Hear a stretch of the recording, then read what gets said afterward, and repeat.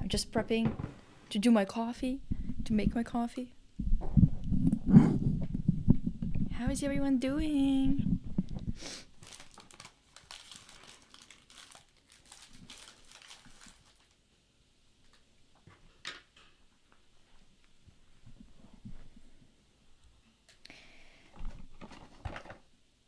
I am so ready for some coffee.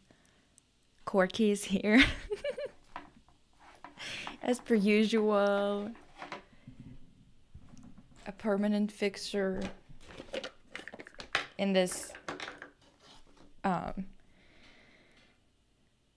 live design, I guess. Hi, Sapphire.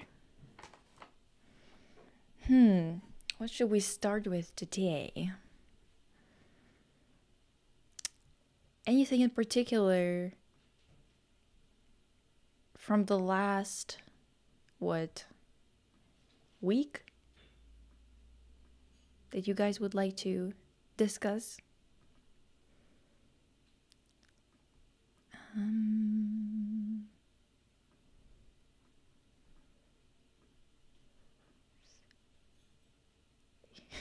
You live? Hi.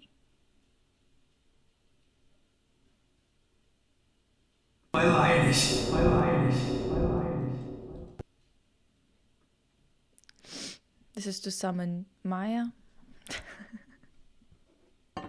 Yes, those yap drawings are so cute. Where's this?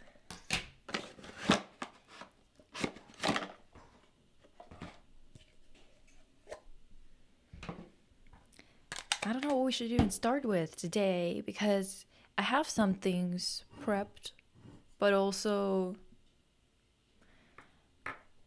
I think we should start with something lighter and then move on to more annoying news, you know what I mean? And then end on a good note as well.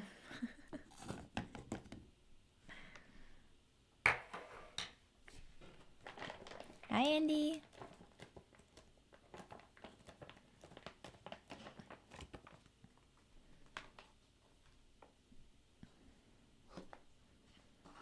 Oh, okay. Then you live.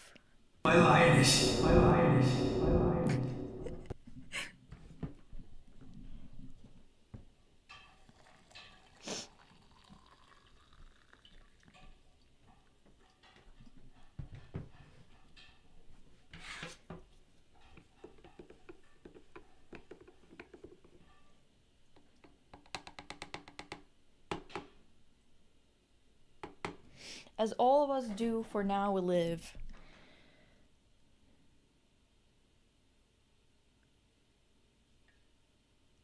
Cat's Eyes, Manon. Is it Manon or Manon? I think Manon sounds better, but I don't know. Being said to be on hiatus and not even being at their Coachella set to support them. I don't know. Not exactly divisive or really tea for that matter, but I hope she's okay. I'm sure that she's gonna leave the group. I think that they're just kind of trying to peter it out, so there's not much or not as much like,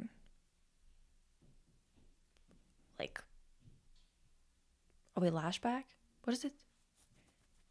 Is that what it is? God, I need my coffee, damn.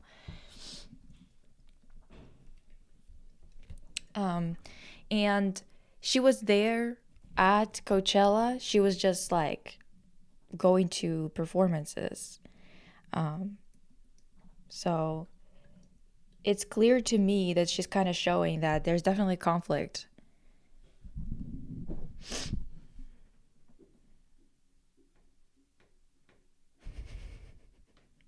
I bought cheaper Nutella today. It's bitter. Like probably made from dark chocolate. The moral is don't trust the government. I love that. That's always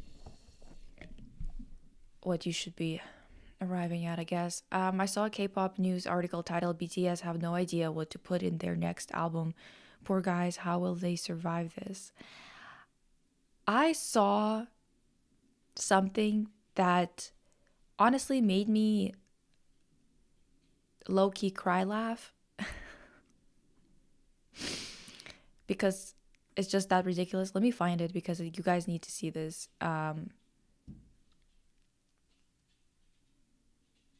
Actually, I think I might have sent a screenshot. No, I didn't. Okay.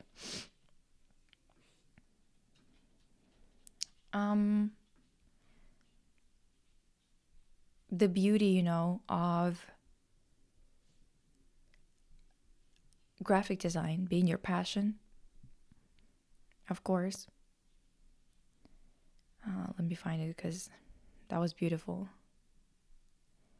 Genuinely inspiring. Oh, Pika is screaming.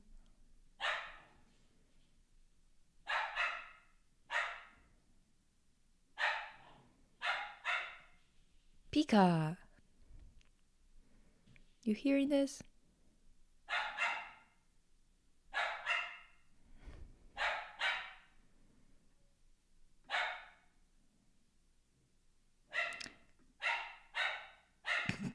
Hi, Omar. Pika just is going off, honestly. Regardless, let me screen share this with you, I guess.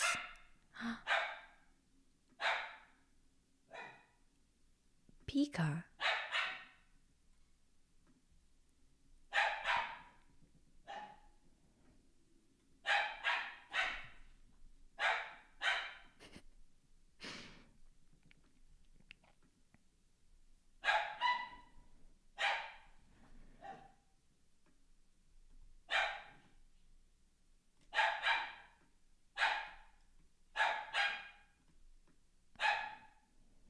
Is that gonna fit?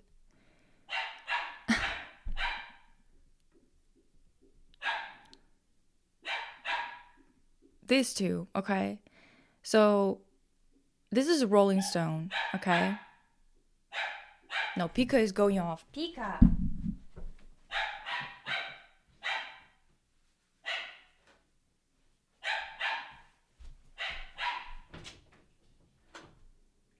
here. Come here, Pika. She's screaming like crazy. Anyway. So, this is their cover, right? Okay, what the heck? All right. Anyway, so when your biggest dream has been to goon,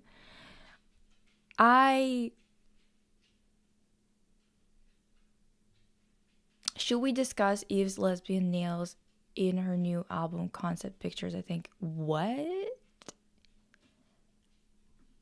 I have not heard of this. I'm in shock.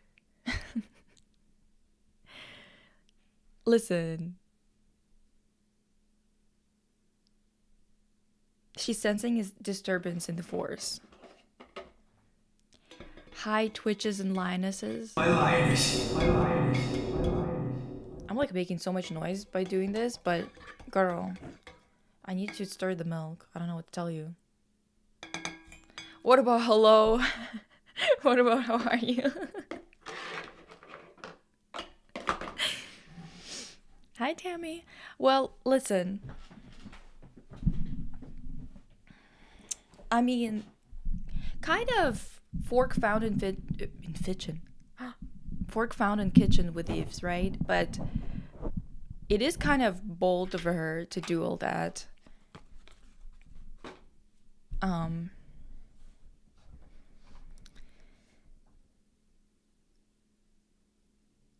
So openly.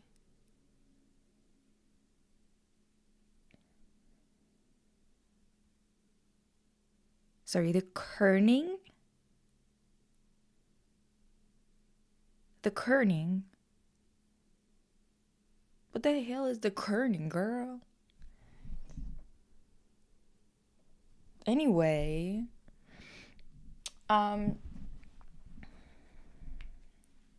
we could technically. Oh, yes, okay. Yeah, it's really strange because it doesn't look like it's. Well, first of all, yeah, it's really close up, but second of all, I just don't understand the. No, nothing about this makes sense. Nothing about this makes sense. Cork found in Fitchin. You know what? Gosh, Yeah. I'm good. Yes, actually. Anyway, another, not to bring up Hassan again, because we're just kind of on a generational run at this point. But yesterday this was posted that just made me laugh so fucking hard. I think we should discuss it. Watch Yale students orgasmically welcome Sun Piker. This is a right-wing organization posting, and some dude, you know, just underline something funny about the way that they address everything, which is who on the fuck of the earth biggest dream has been to go king, give us nothing as dream. I mean, yes, honestly, I think that I don't understand why BTS are doing what they're doing now.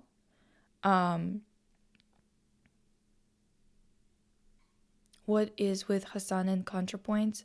Well, we need to talk about Contrapoints actually, and about a bunch of other things that I noticed in our last live, where some things were brought up that I think we need to discuss, because I think it's important for people to, perchance, mayhaps, get kind of more comfortable, I guess, with figuring out what they actually think, or support politically, and how to figure out who your support should go to when it comes to actually voting and things like that. Yeah, listen. So for years, wait, ContraPoints has been a topic for some time now. My twin loved her videos, but I learned some off stuff. Yeah, so about that. Back in the day, I don't remember how long ago this was, okay? So I'm not gonna lie about how long it was already, but how long it's been already. But I always got a lot of people recommending ContraPoints to me. Shit, wait, let me actually adjust the fucking Twitch category as per fucking usual every day with me. Holy crap. Every day, it's the same fucking thing. Let me do this real quick. Okay, we're in the right category. Oh my god, guys, we're finally in the right category. I can't believe it. Anyway, so yeah,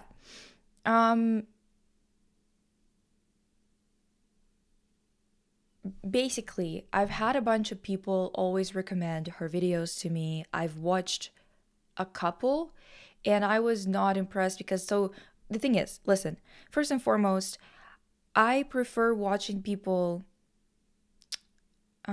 This isn't like exclusive.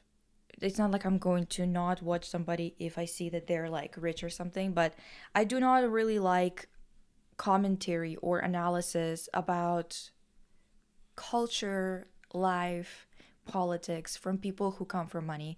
Usually it's very like stale and That's just my opinion on it, and especially because they're usually, even when they're gifted for a rich person in terms of, intelligence and whatever, they're still behind.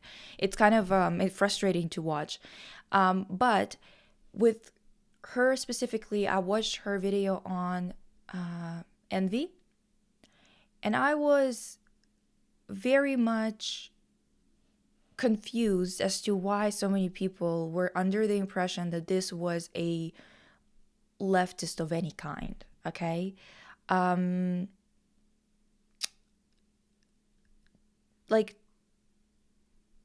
no, Omar, she was rich before. She's extremely rich now because of her patrons on YouTube, because I think she only needs to, or she only does like one video a year or so. But even if she did, no, I'm pretty sure she was well off before, honestly. But I honestly don't really care. And at least she had takes of somebody who grew up pretty well off. So this is just kind of like my impression, specifically based on her takes. Personally, I relate to her sad girl persona. Also, she's comhead lesbian too. Is she? Or is that just like you assuming that about her? I didn't really know about that. But regardless,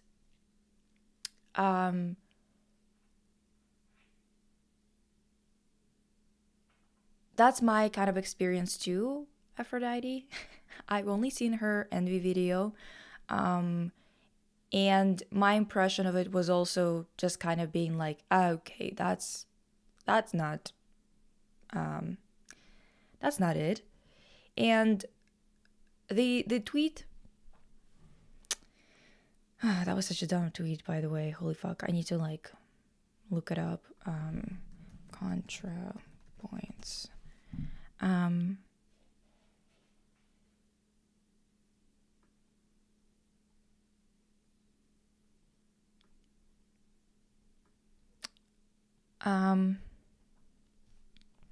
This was so dumb. I don't even fucking know how to go about this. But let me finish my thought with her envy video. So her envy video, that was kind of my maybe first or second video of hers that I watched, and I was kind of shocked that nobody picked up on the fact that she's quite literally saying that poor people are envious of the rich, and that there is definitely like a lot of the criticism that comes from the people who are sharing, the 3% of all the wealth that we have.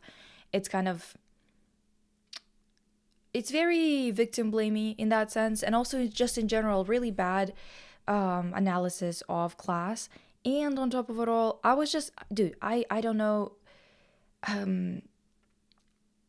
I think to me that video kind of showed why so many people were constantly saying that Contrapoints is so good. It's mostly because it is built around the same kind of belief systems and the same cultural context that Westerners really, really love and assume to be the most progressive you could be, which isn't even left.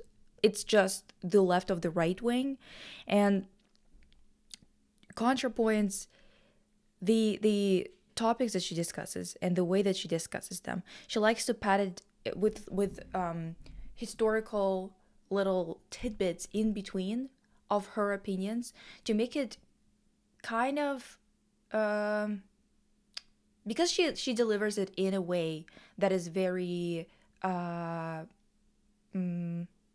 not biased pilled, which is something that the West loves so much, which is basically pretending like you don't have a bias, even though all of us do. There's no way in hell that somebody doesn't have a perspective. Perspective is bias. You are going to be somewhere in the world just in terms of like, the angle from which you could be perceiving the world. If you're looking at me like this, it's going to be a very different perception of me, and you're going to know a very different amount of information about me that's going to like be natural for you to know than if you're looking at me from this angle. Okay? This is just what bias is, okay? If you're hiding your bias, I'm going to assume that you are an asshole, first of all. Second of all, I'm going to assume that you don't understand what true reporting or true analysis is, because it is just basically trying to please everybody while reporting on something that, or while talking about something that is supposed to have a perspective. God, I'm always confused if for the sunrise. If my channel is working.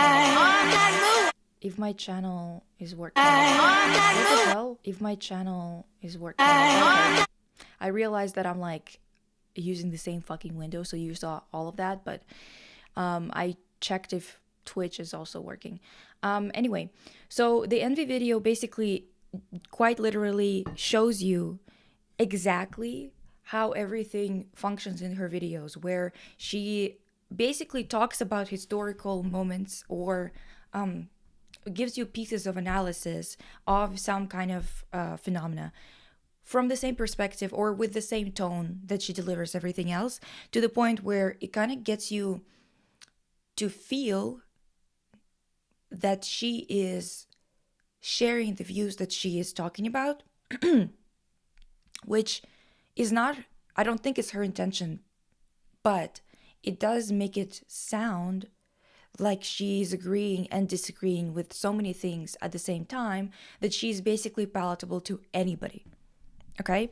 This is kind of something that a lot of people, a lot of big creators do, because there's no way you could stay in good graces of people without just kind of pandering to everybody at the same time, while using this specific Western technique of basically agreeing and disagreeing with everybody at once, trying to stand to everyone with your face, while it's impossible to literally face everybody. To somebody, you're going to be like standing or facing them, I guess, with your back,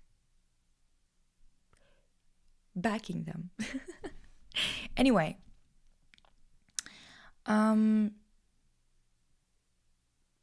yeah, that envy video was something. Yeah, exactly. I remember her envy video was recommended to me a few years ago. I didn't finish it. Yeah, it was recommended to me by a lot of people who were watching my channel as like a good I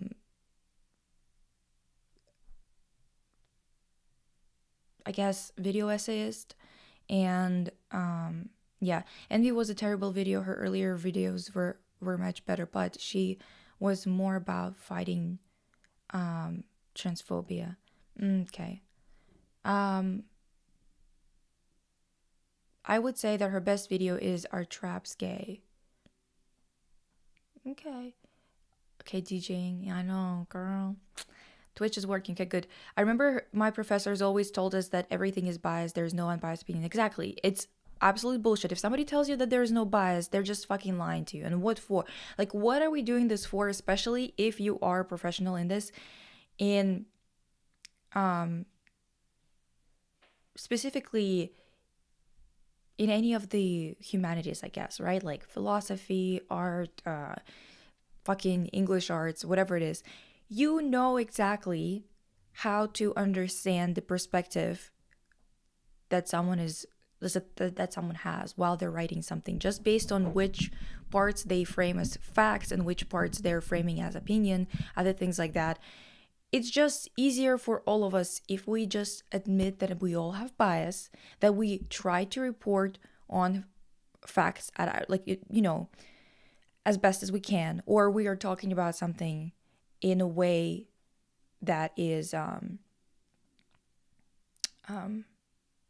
not coming from like a purposefully misleading place, but it's just kind of how it is, you know. I absolutely hate the non-biased thing, especially in small creators' news sources. It's bullshit. It's just simply bullshit. That's what it is. So you're telling me Natalie is just trans lesbian Taylor Swift? I guess so. I didn't know that she's a lesbian though. I haven't heard of this person before you mentioned them. People who have not written a good essay in their lives, writing video essays kills me. I mean, yeah. Um, I liked Hunger, Shame, and Twilight and Desire Analysis. That's the thing. I don't think that her entire catalog is bad or something like that, but this is more of an opinion that is based on her class analysis, I guess. And then after that, when I started to pay more attention to her because I watched a few of her videos, all of her takes that I saw, I was like, what the fuck are we talking about? What is happening? Like, and the thing is, I just don't have a lot of patience in this day and age for people who are not even leftists. Like, I don't need that. I don't need this fucking dumbass conversations. Um, I saw I also saw screenshots of her old deleted videos, and they were new atheist Islamophobic slop, which explains a lot about her statements. Yeah, her early videos were all like Islamophobic shit. Um,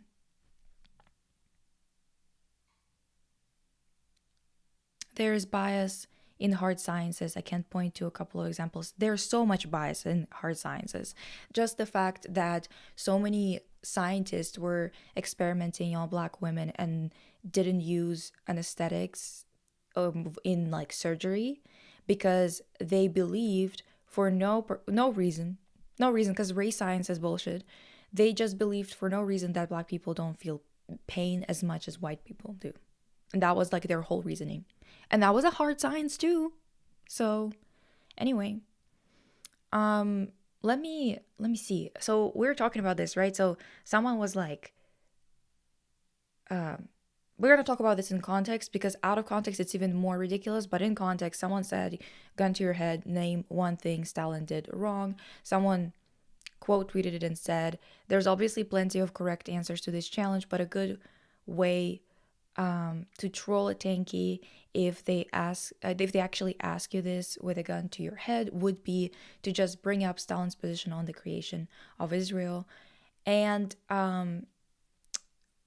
as far as I know, at first he was like, yeah, that wouldn't be a bad thing. But then with the analysis of like colonialism and stuff like that being brought into conversation about Israel, because they didn't just want to move, they wanted to colonize, they wanted to push out the populations and stuff like that. There was rethinking of that, and the official stance of Soviet Union was against the Israeli settlement. Then Natalie comes in, quote tweets it, and says something I haven't seen said ever. I don't know if this sequence of words has ever been fucking strung together before, but I usually try to explain it like this. Picture Stalin as Hillary Clinton. Already, girl, now imagine she's Israeli. Doesn't look so much like the Holodomor was caused by peasants burning their own food now, does it? Calling kulaks peasants is also rich, but okay.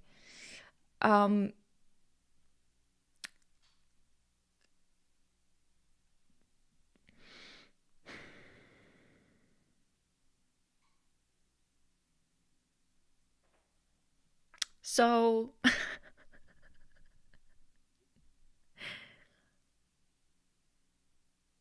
dude, I don't even know, like, what am I to say here?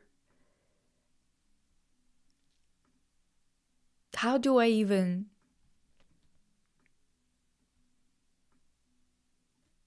talk about this without losing my fucking mind? Because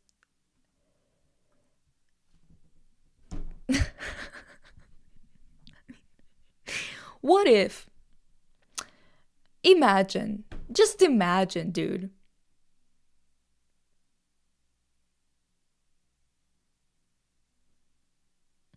I low-key forgot to mention this till I saw Corky, but I saw Bound 2 days ago.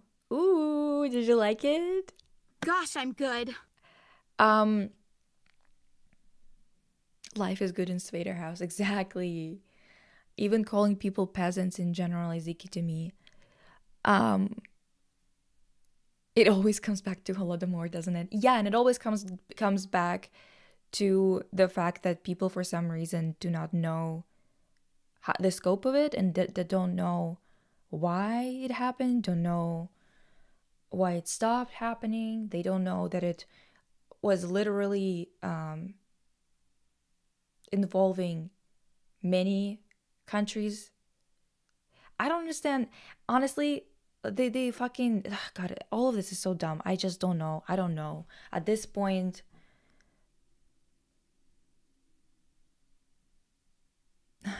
it was good. We need more quirky, actually. Exactly.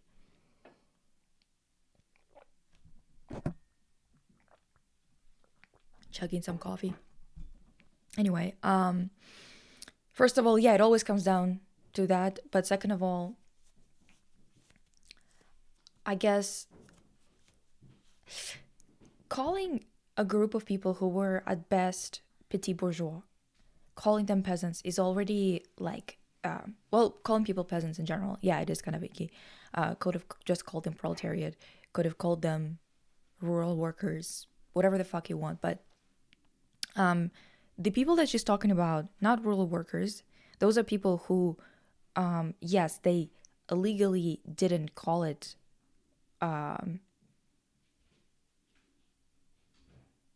as like owning people anymore, right? But it's the same thing if you're an American to for you to like imagine what I'm talking about, especially if you are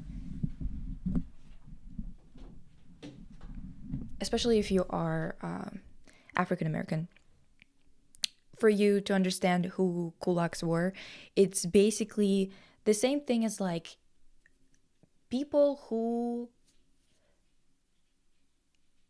had a lot of wealth right after the end of slavery.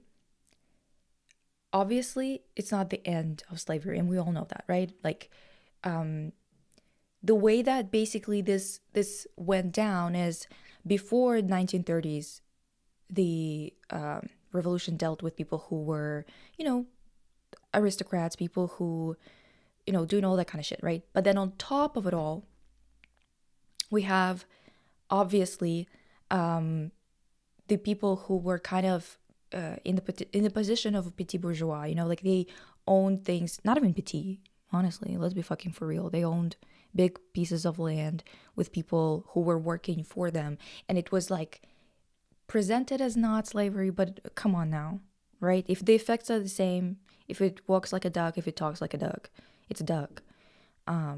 So this is actually why in your schools they don't translate the words, right? Because if you don't translate the words, it's really easy to teach you to support other countries' kind of right-wing ideologies or like MAGA movements and stuff like that. It's really easy to get you on board if you present it from a specific perspective, but also don't translate what the actual words would mean in your language. So for example, you don't translate this word kulak. You just go with the original, right? You don't translate it to what it would be in terms of your equivalent. Which for you, it would be people who were families that had plantations, right?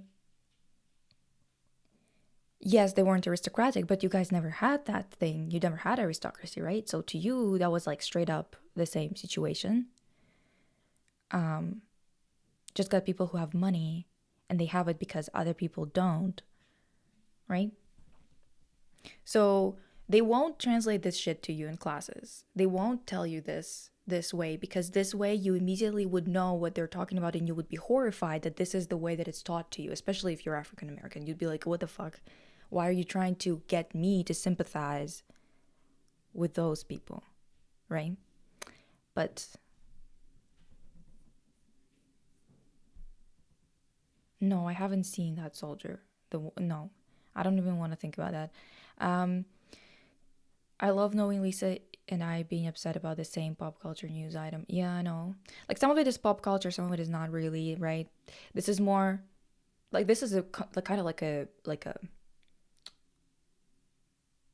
uh, combination of the two, I guess, because this is political, but it is Contrapoint. So, but I'm just saying, who on the fuck of the earth? Why? This tweet was such nonsense. I just could not believe it. And the thing is, I genuinely don't even see much good, not even good content, but like there's very little very few people who do good work that can actually afford to do good work, right?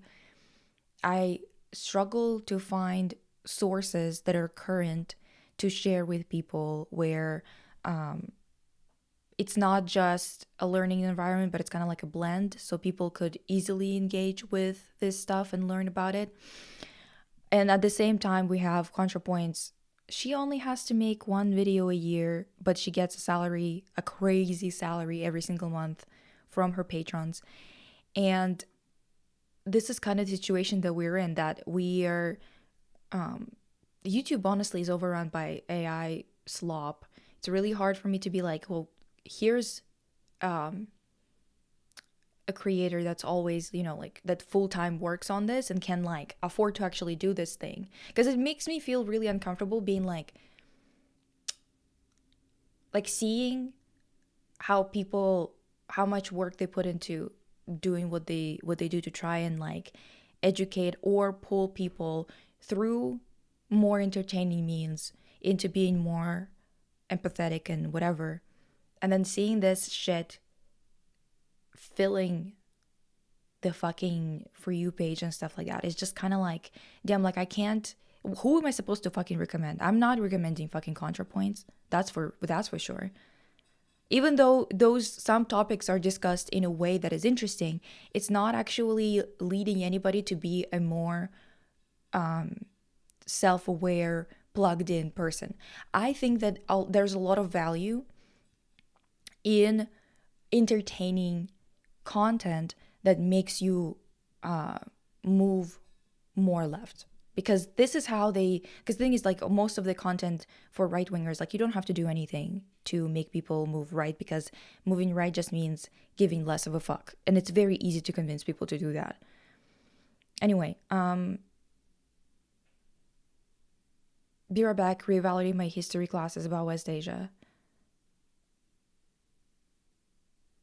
I'm not looking that up. Contrapoints is profiting from the cult of celebrities, how people will follow more based on vibes than ideas. Yes, but that's the thing, like, I think that the cult of celebrity, this kind of like popularity in general, it will always recur in any society. In some societies, it's going to be less valued, but which is good, but it's going to recur, and it should be used for how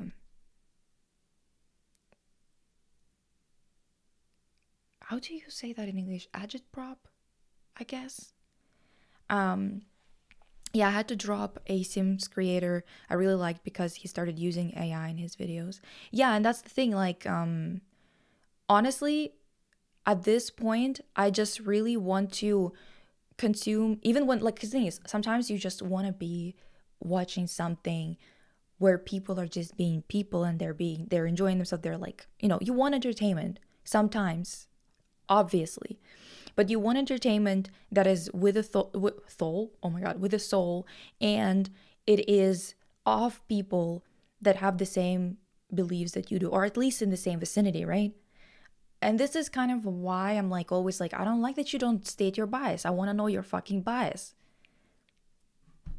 I've never watched a single Contrapoints video. Well, yeah, Contra sucks. No one should pay her any mind. Best friends with Hillary says it all. Exactly. Fuck. Are you kidding me, dude? Oh, by the way, okay, so we need to have this conversation. This is not a call out, but I'm 100% sure that person who left that comment, probably really young, but there's two things that I wanted to address today. First and foremost, oftentimes when you come across different types of creators on this platform, on other platforms, whatever, you're going to be coming across people who have opinions that might be hard for you to grasp, because most of the time it's going to be because you're coming across somebody who's a lot older than you. And for example, I've always had very similar politics to what I have, to what I believe now, right? It's never been like much different. I just didn't know terminology for any of it, okay? So when I was growing up, when I was like maybe 16, 17, and I was online and I was seeing people criticizing libs, right? Which by that it meant like liberal ideology, not liberals as in the Canadian Party, okay? Because this is also for my Canadians in the chat. Obviously, Americans don't really have a liberal party; they have Democrats. So to them, this is not like a confusing kind of thing. But to us, we have a liberal party, and there's also a concept of liberalism, right? And then also a concept of neoliberalism. To me, liberalism when I was younger sounded like it was a liberal idea about liberty, right? So I thought that it was probably aligned with me. It was the wrong assumption to make, because to me, the liberty for everyone to exist with dignity is what I consider liberty. I don't consider being a billionaire your right, okay? Now, especially because I don't believe that any of this is something that you can achieve without being a dickhead. And we quite literally know this to be a fact. Now, the reason why I'm like bringing up all of this is because when I was seeing those tweets online of people criticizing libs and being like, oh, like not libs saying this, I assumed those people were right wing of liberals, okay? Later on, I realized that sometimes those people are right wingers. Sometimes it is people who are actually leftists, like actual leftists, not liberals who pretend to be the left when they aren't, right? So to me, that was a really big big revelation, I guess, because for years I had like a gut reaction to it that was like, ugh, whenever I saw somebody like tweeting it this way, because immediately I thought that it was someone right wing and I disregarded the comment entirely. This was all because I've never encountered a system like in the West, where when you come and like talk about politics, people quite literally call right-wing ideologies left-wing ideologies, just because your Overton window is so far right that I just didn't know that, okay? Now, nowadays, I see comments like, even to this day, which is insane to me that to this day we're having this conversation, but I saw somebody in my comments make this comment, and I think it's because they're probably quite young. So this is why I'm explaining this. But they were talking about Kamala Harris. They were saying that they don't like Hassan because Hassan specifically said that Kamala would have been the same as Trump, that it wouldn't be better under her or whatever the hell. Now,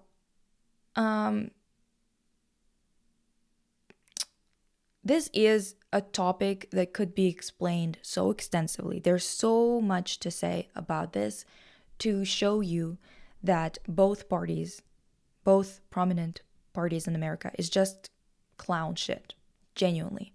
But if just to make it concise, right? I think one thing that you need to realize is that you cannot be making your political decisions or build your belief systems around what people say.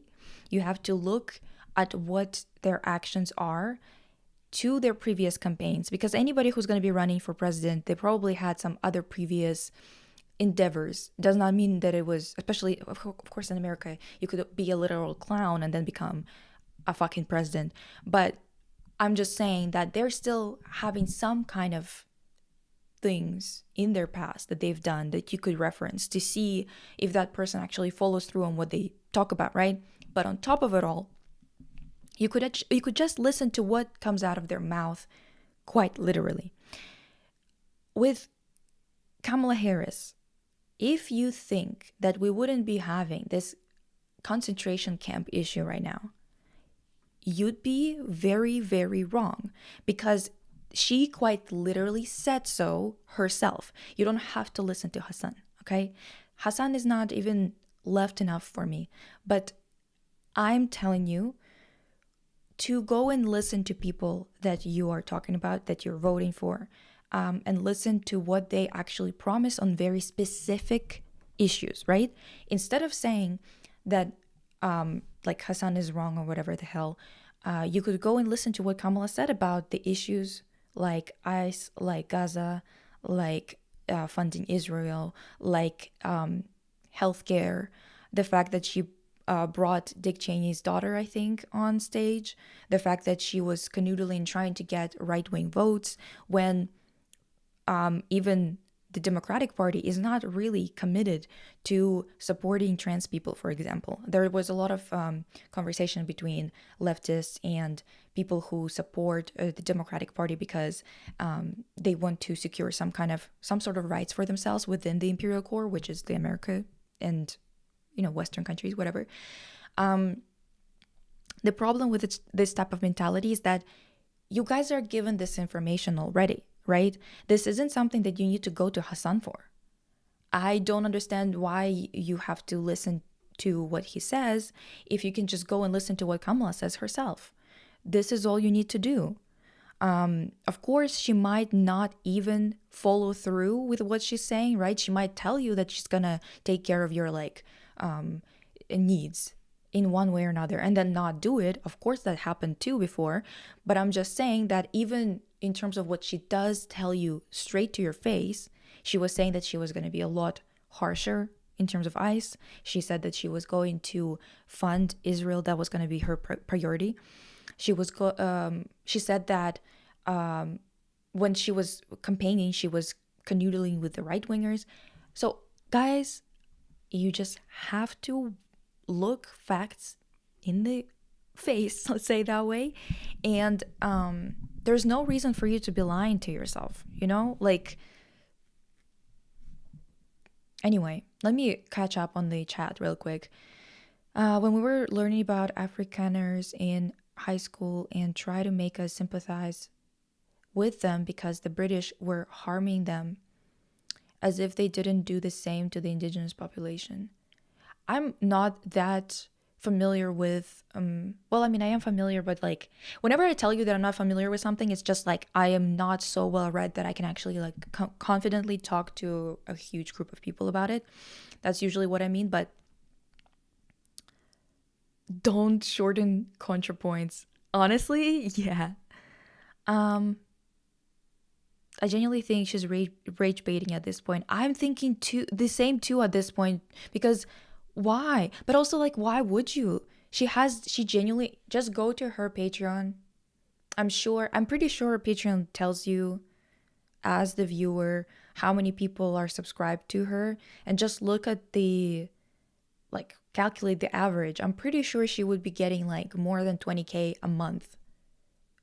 More than that for sure.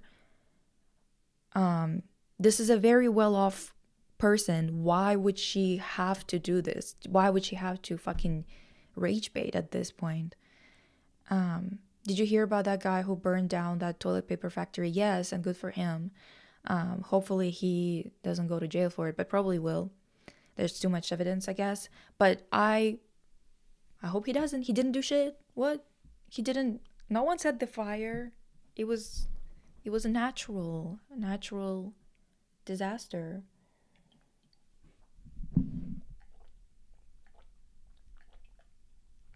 I am glad that my dad would hammer me that class consciousness was the start of decency. Yeah, I'm glad so too. I didn't really have political conversations like that with my parents much. I feel like we were talking about issues, but not political theory ever.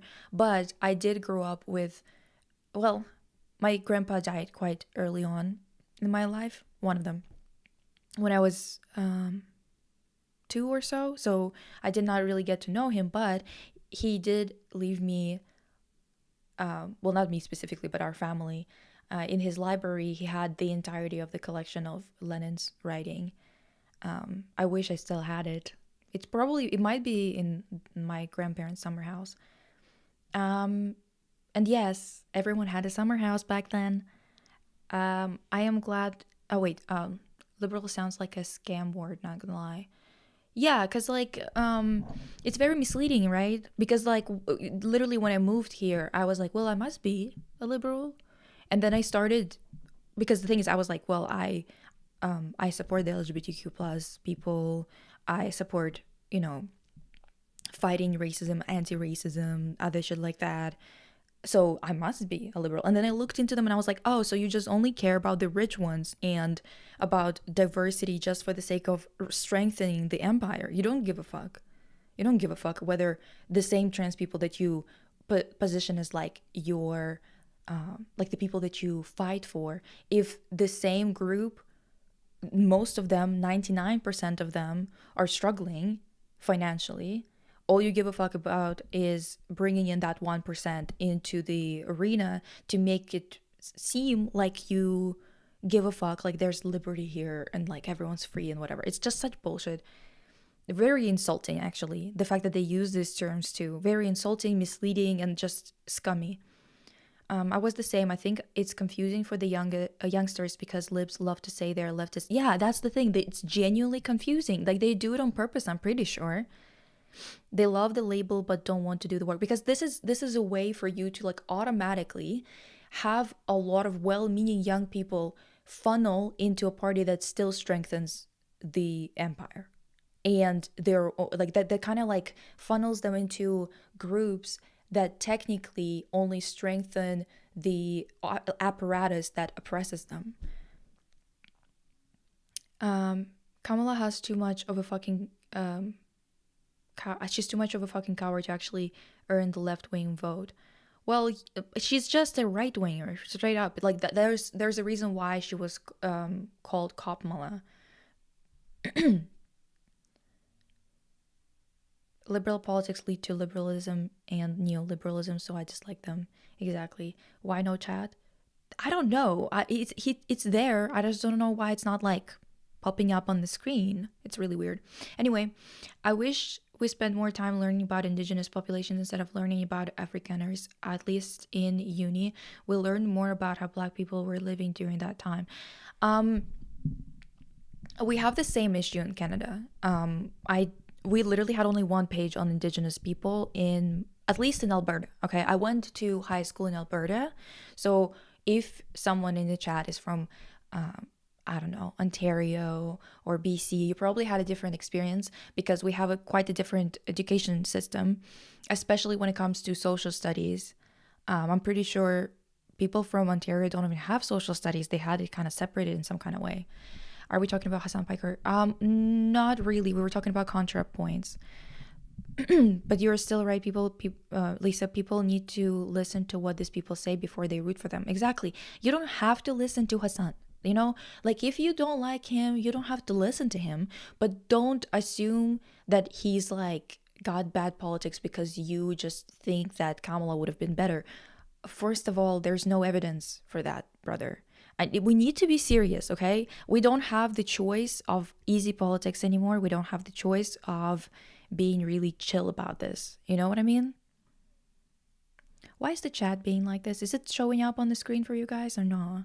Anyway, the Afrikaners, I don't know if I'm actually pronouncing this right because, again, South African history is not my strength in history. Knowingly harbored neo-Nazis amongst their borders. They deserve no sympathy. Yeah, the guy who's, I believe, Peter Thiel. I believe him. I think he came from a town that even in the 70s had a swastika in their flag. That's how bad it is in South Africa. 223k paying members. Oh, 23k paying members on Contrapoints Patreon. Yeah, so now about 50% are going to be first year, or like maybe 30% are going to be first year, then about 30% second tier, and third tier 30 more percent or whatever the fuck. Like, you can calculate roughly how much that is. So even if all of her subscribers would have been only $1 each, she would be making 23K. But she's definitely not, like, not everyone's going to be first tier or $1 tier. I don't even know if she has a $1 tier. I'm just, giving you like an idea of how this works, or the numbers that usually kind of come up. Imagine if we could use class warfare as an excuse for nonviolent resistance like that.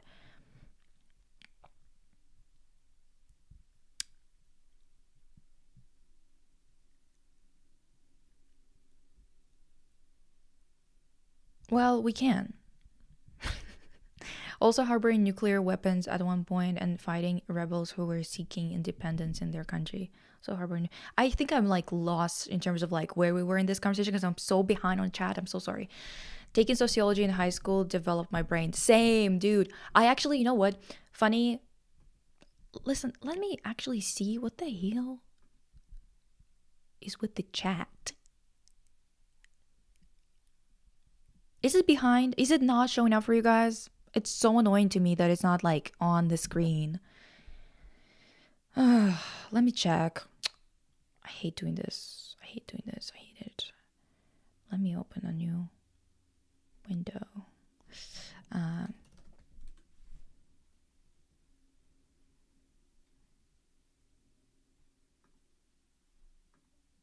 So annoying. Just. Oh, it's back. Fucking hell. Not me doing all that. Anyway, so when I took sociology in high school, I had this teacher. He was also my social studies teacher. And one time I was kind of confused about the tax system. I was like, why is it like more percent the more you make? And because he was arguing that that's like the right way to do it, whatever. And I was like, I was kind of confused about taxes in Canada in general. So I came up to him after class and I was like, why is it like more or whatever? And I think that especially because we're in Alberta and he was quite, like, he was definitely more on the progressive side. I don't know if he was a leftist or just like a liberal or whatever, but he was more on the progressive side anyway. And he was like, well, we need to charge more because there's like people who make this much money, they usually negatively impact this and that and whatever. And I was like, oh, okay, but I kind of disagree with it. And he was like prepared to have this fight as if like with a right winger, right? And again, I didn't know where I was on the political spectrum. I just had my opinions, that was it. And I responded to him being like, I don't think that they should be allowed to have those companies that steal money from the public, from the workers to begin with. Why is that even allowed? Why are they allowed to steal so much surplus value from the workers to line their pockets and then pay a portion of it back just because like maybe we'll be able to force them to do it or whatever the fuck? Why are they allowed to take it from people who made that value anyway and then decide what to do with that surplus value, right? So that kind of like threw him off quite a bit because I think that he didn't expect that back then I didn't realize why that threw him off, but now I understand because he was kind of expecting somebody to come up to him and be like, I'm against like any restrictions or taxation on rich people or whatever the fuck, because that's the thing that you encounter in Alberta most. So I guess me being like, I don't think they should even be allowed to do this shit to begin with was kind of a bit of a, shock to him, I guess, just statistically speaking. But that class was very useful. He had a sociology degree, and we, in sociology class, we looked at prison statistics and stuff like that. And it was very enlightening, honestly. Kamala is a conservative pig, just like all of them other Dems. Exactly, yeah.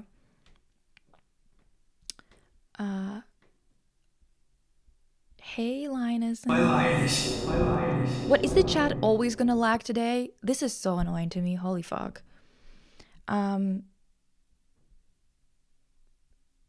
We need more history about the indigenous Khoi and San, the contributions of the Indian diaspora and of the colored people. I'm tired of learning about Afrikaners.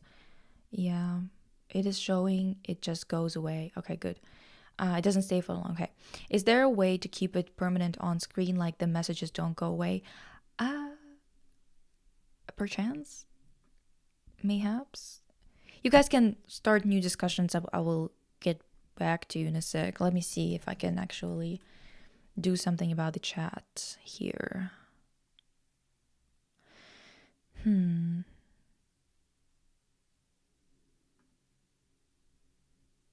Okay, chat.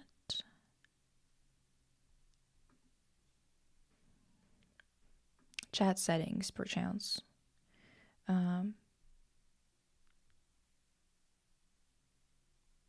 Maybe this is like my chat or some shit. Embed in stream.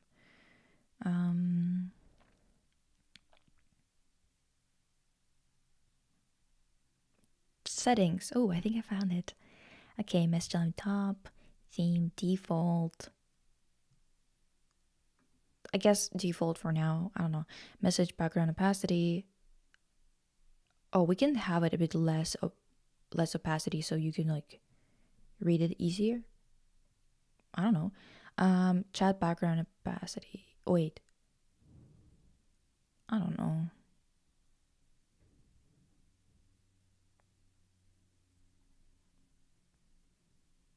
Actually,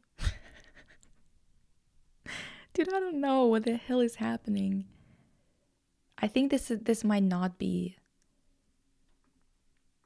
the right setting stuff. I will figure it out next time anyway. Hi, I just got here. What topics are we talking about? We're just discussing different tweets that we saw, news that we saw, and we're discussing like how you should be looking at what people say themselves instead of like, for example, liking or disliking Kamala because Hassan said that he likes or dislikes her. You should go and listen to what she actually promises and what she does.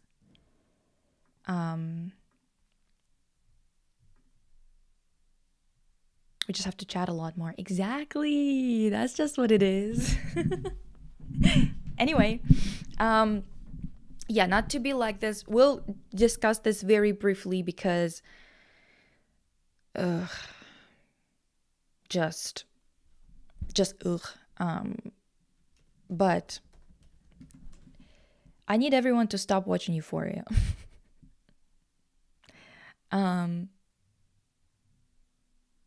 Because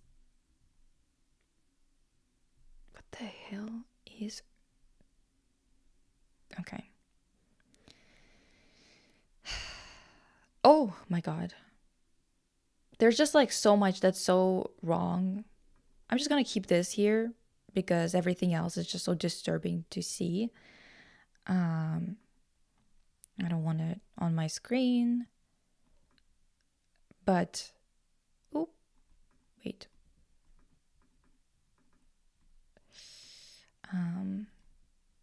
Yeah, it's just like we need to briefly mention this because it's been like such a big story this week. I never watched it either. Well, I watched clips because I have to. It's so annoying. Have you ever considered filmmaking as part of your career, like maybe making a fan film or a certain IP or something? A fan film?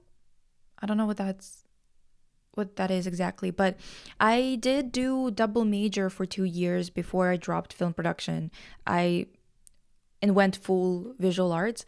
I went full visual arts because film production was honestly very primitive for university. Like it was just not mentally stimulating whatsoever. Very weak in terms of conceptual work, theory, developing in the arts, contemporary arts. Very production heavy, but the production heavy stuff is the stuff that honestly you don't really learn much when you're doing it as a student.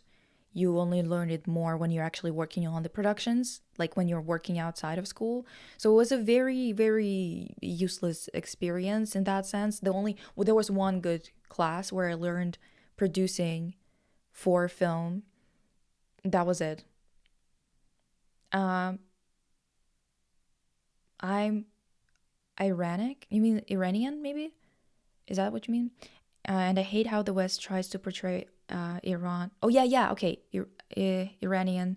Um, how it tries to portray Iran and other Eastern countries as this place full of uneducated cavemen when it's the Muslim country with most PhDs, along with Turkey.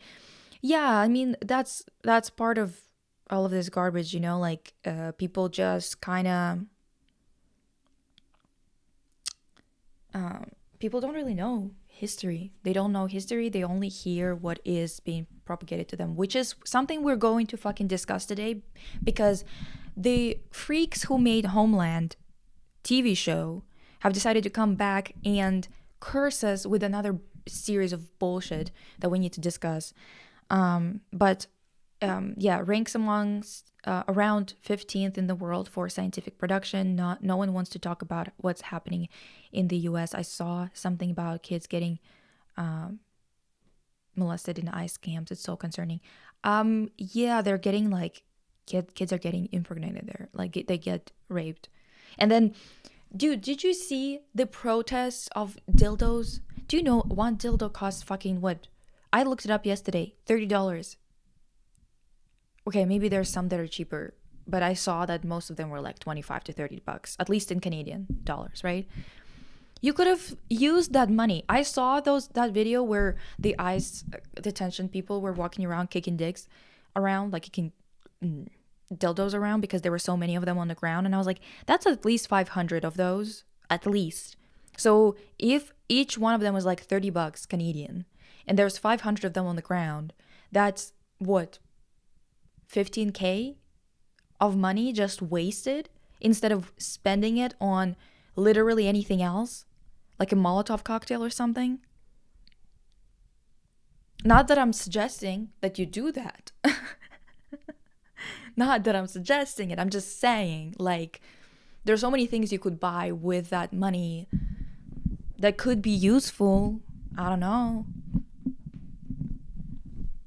Anyway, Lisa, do you know about the Sabrina Carpenter incident with the fan and the culture disrespect? Yes, I saw it. That was weird because by the sound of it, I was like, I didn't even know the specific name for it or anything like that. But you can tell that it's like one of those cultural screams or vocalizations. You don't have to know the specifics to kind of just know from context. No? Anyway. Cassie barked before she had any actual dialogue. It's so disgusting. Holy fuck. Yeah. I mean, the thing is, that entire show, just garbage upon garbage upon garbage. I've made a video on this. Maybe you guys remember it. But I was kind of... I kind of talked in it about the fact that people cannot be surprised that Gen Z are so like puritanical. They're not, I don't think they're puritanical. It's at the same time the most polarized generation. You get the most puritanical people suddenly, and you get the most porn brain people at the same time. Like it's happening simultaneously. First of all, second of all, you cannot be surprised that the new generation is like this when you keep on showing women being degraded, and then you want women to what, go out there and sleep with what, the Hitler youth. Like, this is what people are choosing from. It's the same thing I saw on Tumblr. Someone was like, why are Gen Z like this? Why are they talking about clubbing? Because it was like someone posted a picture of clubbing scene illustrations from the early 2000s that was like really like cunty and cute and whatever, and they were like, well, why isn't, like, this is the adulthood that I was promised, too bad I didn't get this, or whatever the fuck. And a lot of millennials were reposting it, talking about how, why are Gen Z talking like this, just go to the clubs or whatever. And it's like, yes, like, dude, on one hand you're right, on the other hand you're wrong, because even though you guys think that you were the brokest generation, you weren't. Gen Z are the brokest generation now. First of all, they don't have the money to party. Second of all, they were exposed to really aggressive shit from the get-go, to the point where the generation is very like the combination of really bad economy with a lot of violence being pushed and a lot of propaganda being pushed, and the generation of men being so isolated specifically for the reason of being really susceptible to being sent to wars, you have you have a lot of girls who are leftists having to be in a dating pool, and a partying pool, clubbing scene with literal Hitler Youth. What did you think was going to happen? You thought the rates of people having sex or having children was not going to go down in this situation? Just use your brain. Just calculate a few things, girl. No one wants to be dating Adolf Hitler, okay? No one wants this. No one wants to date Netanyahu, okay? Like, we need to be serious for one fucking second. This is just math. This is just math, honestly. Anyway, no cable or HBO app being broke for the win. Yeah, but the thing is, like, I also didn't watch it, but I kind of had to watch some of it to discuss it and whatever. And then I think I might have watched season 1 when I was making the video on Sam Levinson. I might have. I don't remember it because I never rewatched it. I really didn't like it. I thought it was really weak writing. I watched the first 2 seasons of Euphoria for Zendaya, really. I haven't watched Euphoria either. Someone in the Discord linked a video of someone recapping the first 2 seasons, and that was more than enough for me. Yeah, there's not much. There's not much going on, and it's all garbage, and a lot of it is just gross. I watched someone review the first episode, and my response was, make it stop, please. Literally, the fact that it's also Zendaya Make it stop. singing this. Make it stop. The real ones know which performance it is. The real ones know that it's acoustic performance of Replay. The real ones were obsessed with Replay when it came out back in the day. I saw someone saying this is definitely a humiliation ritual for Sydney, but I don't think it defends any of the BS she does, especially the baby. No, it's just how these people are. This is just how they are. Never finished the first season, but learned about the plot, and some things about the new season just made me so mad because it's just a reflection of modern times. Yeah, kinda, but not really, because the entire class. So we've got what? Oh my god, the EA app, not fucking EA app, jumping out at me. Anyway, the entire cast, all characters, for some goddamn reason, being in sex work. That's not realistic. No, it isn't. Especially, why is Jules involved in that?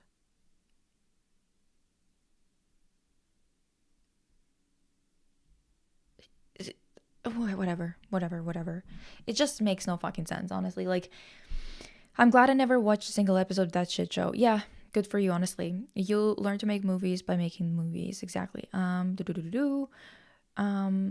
somewhat how I feel, or how I felt about my college digital media course alongside my college still not doing enough in terms of accessibility and me not liking my peer group. At least that's how I remember it. I didn't get along with, in mainstream education at all. Yeah, excuse me, they did what? Yeah. I guess that you can buy them in bulk for cheaper. Okay, sure. Fine, you can buy it in bulk for less. Let's say one of them is $10. Still, isn't that still a lot of money? I don't think it is. Wasteful and performative. Yeah, that's such garbage. I saw this video of them doing like a competition thing where they were wearing handcuffs. That's the protesters in question, and they had to hold a dildo in between them to like teamwork. What is going on? Why is everything a fucking joke to you people? I genuinely don't get it. I mean, I understand that, oh, it's good, at least they went out there and they're showing what they're thinking, whatever. And it's like, well, you know what? Why are we doing it this way? I'm not saying the way that you should be doing it, because once again, I need to stop fucking fed posting. But for the love of fuck, come on. Also, if you're gonna do something awesome, if you're gonna do something that actually will do something for us, for the working class, don't film it. Anyway, I'm embarrassed about those protests in the US, and it isn't even my country. I know. A fan film just means like for a popular IP, but what I meant was like a short film about witch or something. Oh. No, not fan films. Maybe other stuff. Iranian. I do want to do a project. It's just like too much money, too much everything to do it. Iranian is the nationality or citizens of Iran. Iranic refers to the broader ethno-linguistic category of people and languages, Kurds, Pashtuns, Tajiks, spread across the Iranian plateau. Oh. Oh, thank you for letting me know. And yeah, I've taken some film studies as well, but the way things were taught, I was like, this isn't really how I imagine doing this. I don't know. It was just kind of useless because like to compare to visual arts, it was very primitive. Like actually do something, you have basically manuals on how to protest and very modern ones from Black Panthers and the likes, and you just refuse to use it. Exactly. Sam Levinson strikes me as a creepo. He's a creep. He straight up is a creep. And also, Euphoria is a remake of an Israeli show. Why are we surprised that there's like pedo shit involved? Yes, because she herself said in season 2 that she told Sam to decrease the nude scenes so it shows she has some control. Yeah.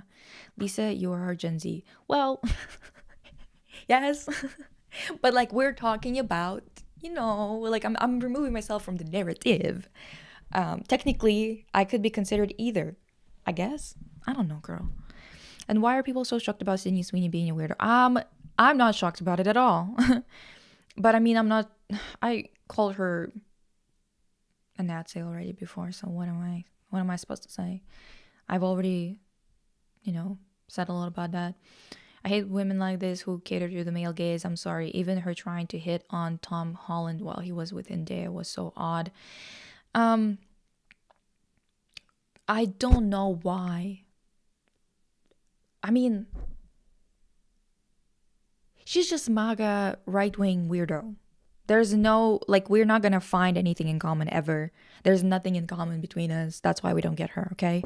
Third spaces are being taken away from a lot of Gen Z people too. Yeah. There's no way you can go anywhere and spend time, socialize, and actually find, like, something to do without spending a crazy amount of time, money.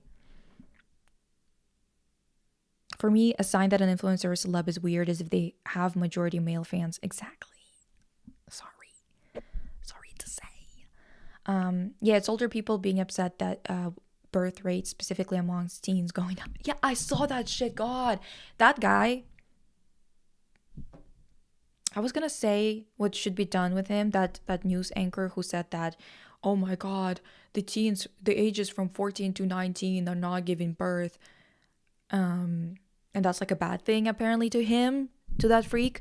I was gonna say that what needs to be done to him, but my mom has asked me to be more polite when it comes to saying things like that. But do you by chance have a gun I could borrow? Clubbing culture changed a lot here in Germany, especially after COVID, and a lot of them closed too. Yeah, the clubbing scene also didn't recover after COVID. I think that people don't realize how different life is now. Sometimes, especially like those millennials that are commenting on it, it's oftentimes people who also believe that there's like an age cap on how, like, on going to concerts or dancing or whatever, like this Anglo-Saxon bullshit, which does not apply to anyone who is from any other European country. We like don't give a fuck about that. Like, you would be dancing with a 70-year-old grandma at a Greek restaurant after, everyone's done eating, if you're in a proper Greek restaurant. Do you know what I mean? Like, that's not that's not how life works in every place, but there's definitely a lot of people who are of Anglo-Saxon heritage who say things like it's not appropriate to be going to concerts and enjoying yourself at concerts or whatever if you were like over 25 or whatever the fuck. And this is the type of thing that I do judge this type of behavior of like, no fun after this or whatever age. Everyone just needs to stick to their age group, but having fun is normal. I feel so much like so much of the sexual content is treated like all other content as a product, and we're impersonal, and it just doesn't interest me in the same way corporate art doesn't interest me. Yeah. Have you heard of the horrible Sam Levinson show, The Idol? I haven't watched it, but it was so bad. Yeah, I've made a video on it, actually. Let me see.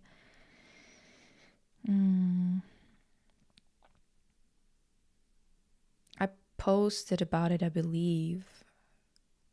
I think. Yeah, this one. I made a video about puritanical Gen Z like 3 years ago. And it was, as per usual, fucking ads. The fact that I, as a creator on YouTube, don't get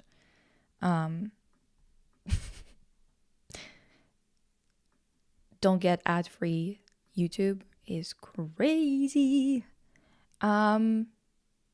Part of the reason why people are having less kids is also simply because healthcare has improved, so you don't have to worry about your kid possibly dying or for getting the flu. I guess. I don't know about that, but probably.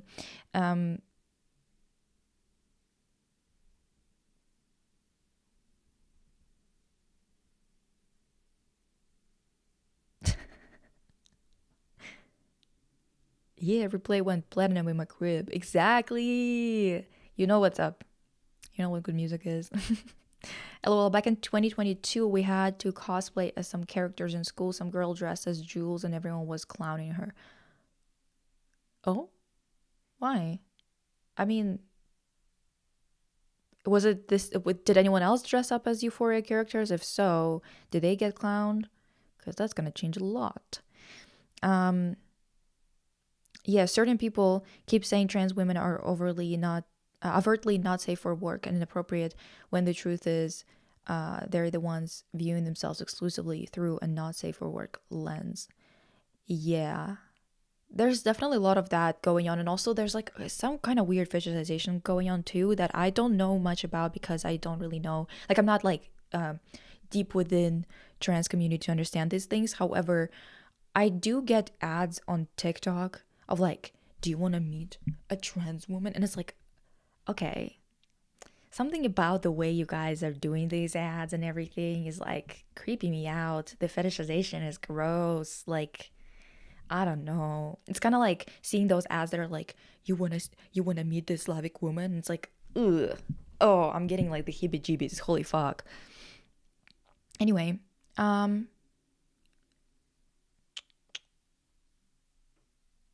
not only most of the girls work with sex some way, but it goes against their personalities. Like, I don't think Jules, after everything, would feel comfortable with being a sugar baby, especially. Exactly. That's what I thought too. Isn't that like kind of her character's like path? Like, that's what they were kind of, whatever, honestly. Also, we were like grade 9 or 10, and everyone else was something cute like Judy Hobbs. I'm crying. Oh, okay. The clubs are also dominated by oligarch babies. If they don't own the clubs or are they DJs, then they're every fifth person you meet. Exactly. Exactly. Ossetian too, me insisting on my Iranian roots instead of Russian ones. Oh, well, yeah, I mean, you can insist on any roots, I guess, especially if they are the dominant ones, no?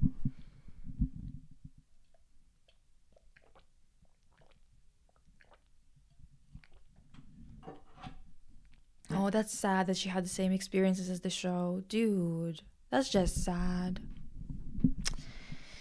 Ugh.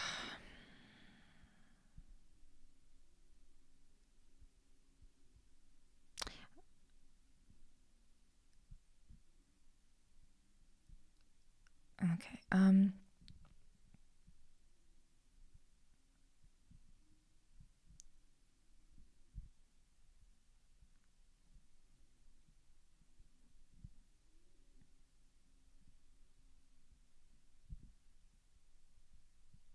I don't know if you're addressing it to me or not, but I have No problems with Jewish people.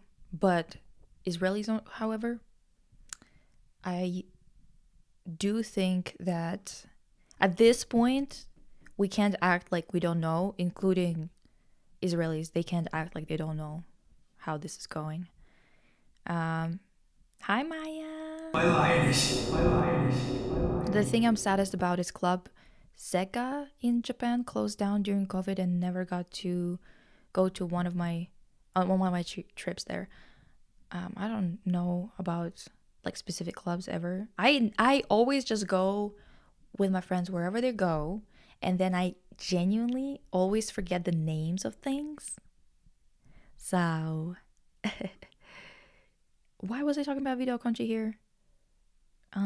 I think because of like sexual art in nature and other things like that. I think not the Oracle ad. Holy fuck, whatever, bitch. We're leaving. I got a gig that has already let me make more than the prize money of the competition that I lost. Listen.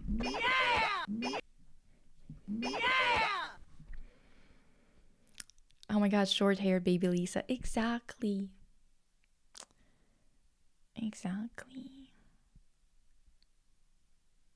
Why didn't you use an ad blocker?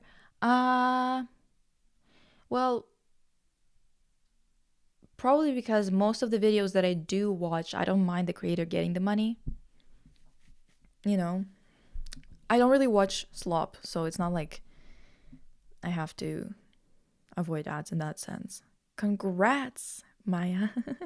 I need to get a rat sound. Damn.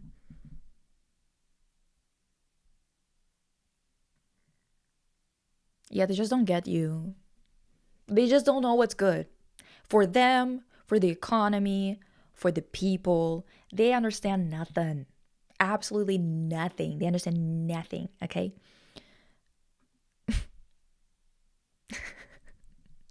Anyway. I watch all of your old videos when I'm bored, the zodiac sign makeup ones. Oh my god, the zodiac ones. I still didn't finish it, right? I think I have like 2 zodiac signs left or some shit like that, and like I don't have it in me, I don't think. And the funniest thing is that the last one before I got diagnosed was the Cancer one. Ew. Anyway, I gotta go study for my exam tomorrow. I am break a leg. I don't know. Is that also for the exams? Like, is it bad to like wish luck? I don't know. Break a leg, I guess.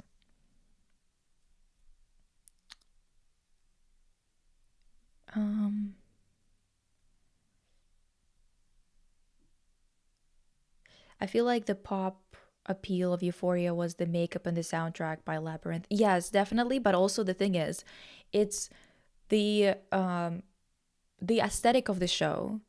Sam Levinson stole it from Petra Collins because Petra Collins was the one developing the show, and then they just took the show when it was already finished developing and gave it to Sam Levinson and kind of fucked her over. Just in case you guys don't know, it was like a whole thing. Lisa short hair, seriously. Oh my god, thank you. I miss my short hair too, but like maybe not that short, just a bit like this. I don't know. Have I seen the Bratzies? No, I don't think so. What the hell is a Bratzy? Doesn't sound good. Oh, we're talking shit on Euphoria. Yes.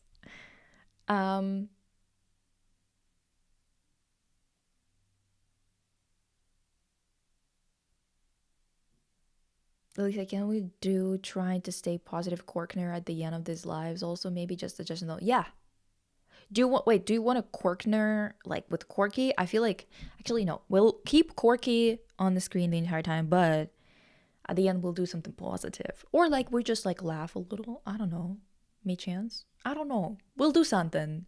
Maud Apatow is a horrendously bad actress. I don't know anything about her, honestly. And Sam Levinson needs to be jailed. Yes, actually. I agree with that. Jules and Maddie, I think, go through a journey thanks Nate of realizing they don't want some luxuries at the cost of their autonomy. This level of vulnerability, I think. Yeah, and then Jules in the new season, she's a sugar baby. Fuck the development. Fuck the development. Who gives a shit? Did you see Avatar got leaked on Twitter? No? Avatar? Girl, which one? Okay. For using young actresses who don't have Zendaya and Maud's nepo industry power to just sexually exploit them as far as he can push it. I've been saying it since season 2. Yeah, literally.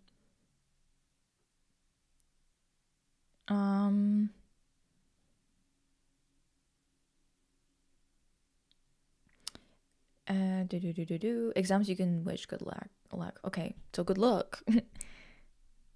I don't care, at least you did my sign. Okay. Slay. D'Angelo made a good video recently about the whole Euphoria mess, IMO. Yeah, but I mean, that's the thing. That's why I don't want to be, like, that's why we're kind of discussing it just, like, briefly, and I'm not making a fucking video on it, because I've made a video on it before. I still think all of those points stand. I still believe that Sam Levinson is a fucking idiot who stole a show, and that's why he's successful in quotations. His Idol show was a mess. All of their his writing is a mess. It's very surface level and boring, and that's how it is. Petra was dismissed for being too young to direct. Yeah, isn't that funny?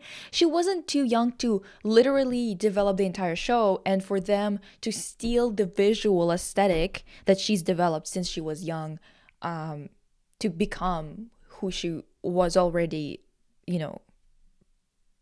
who she already was, let's say that way, as a photographer, as a DP, as a director of photography. She wasn't too young to steal from, but she was too young to direct. Isn't that fun? Isn't that fun? Anyway, well, extra quirky will always be welcomed by me personally. Yes, the whole movie got leaked. Oh, I've never watched Avatar. I really don't care about Avatar. I'm gonna be real with you. I guess they were saying staying true to the shows is really rude when they stole Petra's aesthetic. It was promised to them 3,000 years ago. Oh yeah, I forgot. I forgot that it was promised to them. You're right. What were we thinking? What did you think of Mark leaving NCT? It's like NCT leaving NCT. It's so bad that he left for NCT, but at the same time, I think NCT was done since even before Taeil situation. And the Taeil situation was kind of a nail in the coffin for me, I think. NCT was the only group that boy group that I was interested in. And Mark leaving. Yeah, Mark leaving, and then the next day 10 leaving. Holy moly. Okay.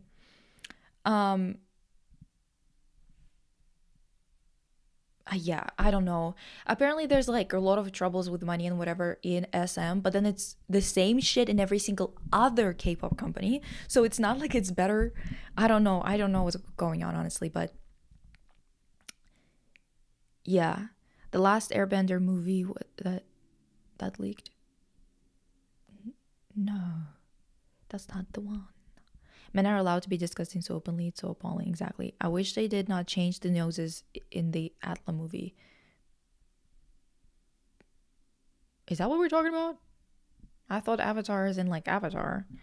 Lisa, do you still keep up with Red Velvet? Honestly, I got tired of K-pop ever since New Jeans got fucked over. They were my last hope. Actually, today we were supposed to chat about it. Let me show you. Okay, image. I took a screenshot, I think, of that. Let me pull that up. Quick look. No, that's not it. Maybe this? No. Okay, maybe it's just on Twitter. Let me see. That might be the case. Yeah, so a lot of photos were released from Peekaboo era, and I was like, my God. They kept that away from us for 10 years, first and foremost. But second of all, I miss that era. I miss it. I wish Actually, I'm not even saying that, like, I just want Red Velvet back, and I really don't like what I'm hearing about, like, what's going on with SM and everything. Like, it's kind of sounding really sus.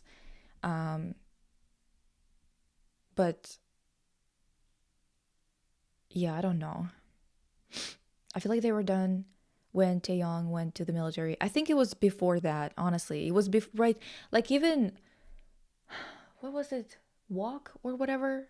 NCT 127? I don't know. It was like already like ugh. You know what I mean?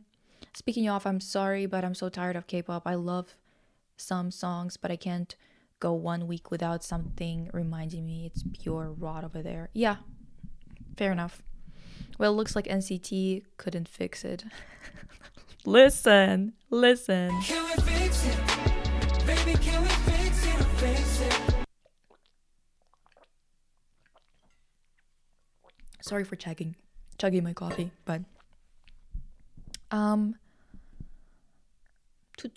also, if you want to listen to a group, TXT is a boy group on girl group settings. Sure, I don't know. It's just like it's hard for me to focus on man in general. I'm so lost in conversation. Lisa, what's left of? I think that's supposed to be an L and not an R, but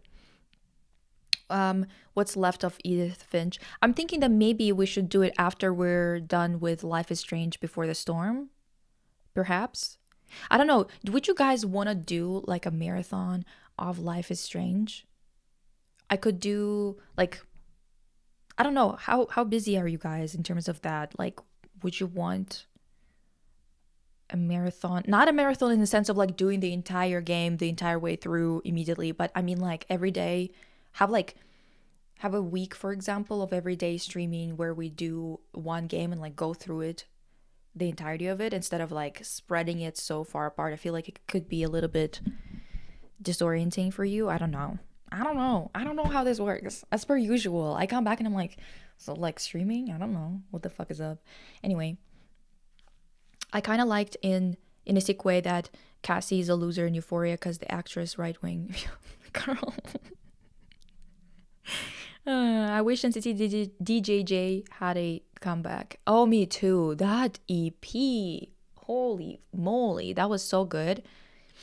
Peekaboo makes me feel old.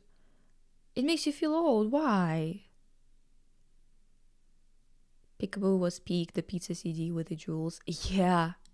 And when you lift the CD out, there's grease stains.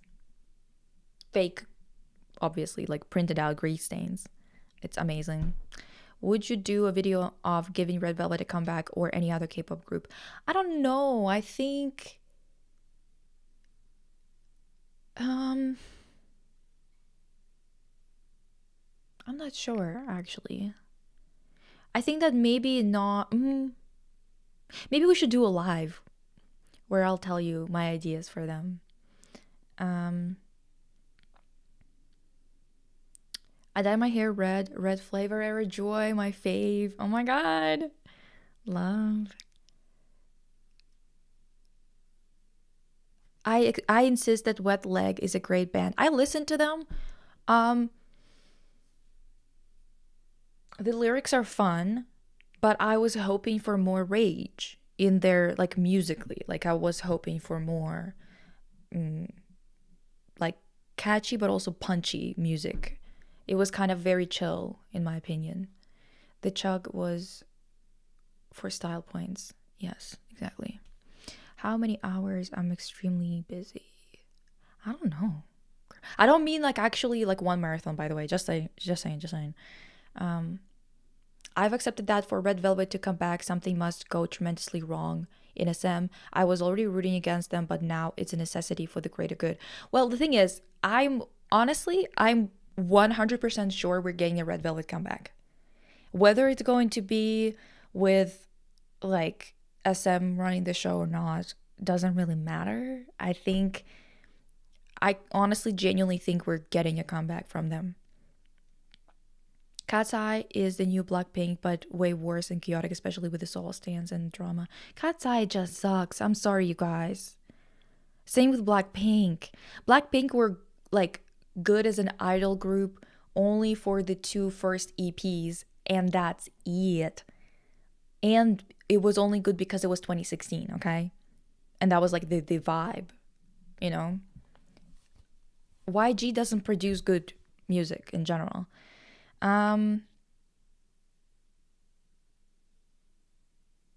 Warning, Edith Finch is sad. Dude, you keep saying it. I'm scared. Whenever you stream, it's like midnight in my country. Damn. But you know what? Well, that's the thing. I feel like most of you guys are available at this time. At least that's what YouTube tells me.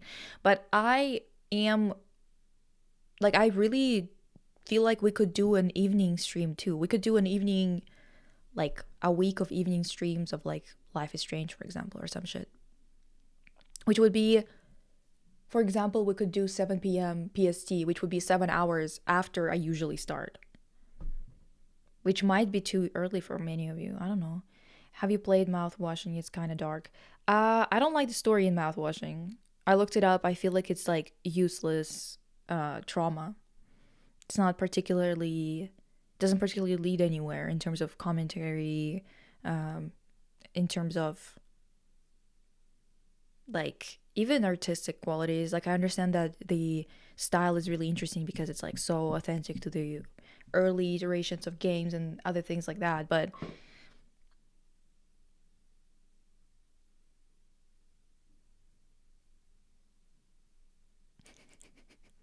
yes, I need Lisa to play and actually understand that game because it's hard out there. Dude, I looked into it. I just don't, I genuinely think it is trauma porn for the sake of being a trauma porn. Like, and logistically, it pisses me off. Ray LMAO, I suggested Mouthwashing live once, and Lisa and Waverly searched it in Google Images to laugh at the graphics for like 5 minutes straight.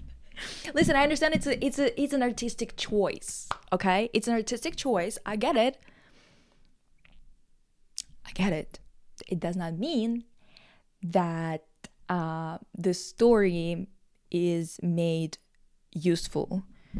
Like useful in the contemporary art sense. Do you know what I mean? Like if a book, for example, has to be written, it needs to have a point.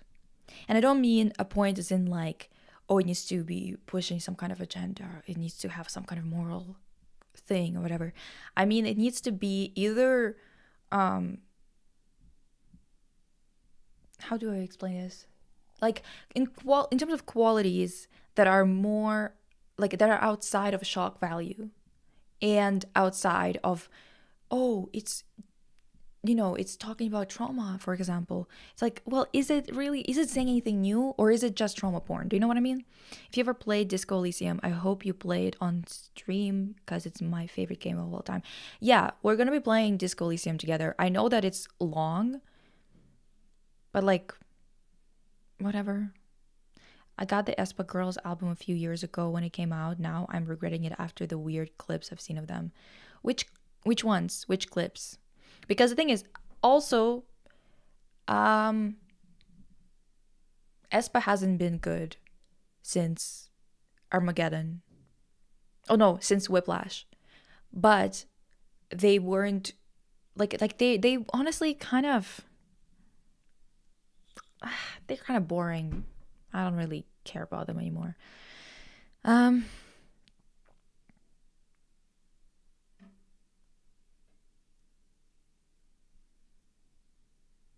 The rage in the live performances. Check the KEXP live. Okay, cool. People in the chat who got disappointed or tired of K-pop, do you have some groups that you can still listen to and enjoy? I discovered B1A4 recently. Love the music. Also Kara, Sister, and Tiara. I love Red Velvet. That's it. That's kind of, I'm the Red Velvet girl. But like I am a Red Velvet girl through and through. For real. I believe with the collection of CDs that I have in Vancouver in a storage unit. I think I almost, or maybe I do have every Red Velvet album now. Not counting the solos.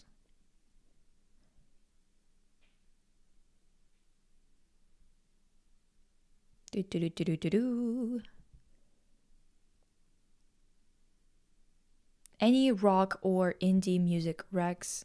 I need some music in my life. I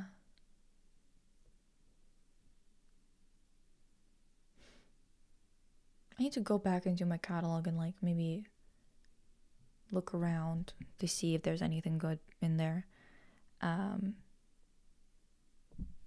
Blackpink lost interest after As If It's Your Last. Exactly. Literally. I love Blackpink's nonsense lyrics. Click, clack, bada bing, bada boom. I know. Lives in my head rent free. Exactly. Teddy, after writing, you're gonna finna catch me? After writing this. Gosh, I'm good.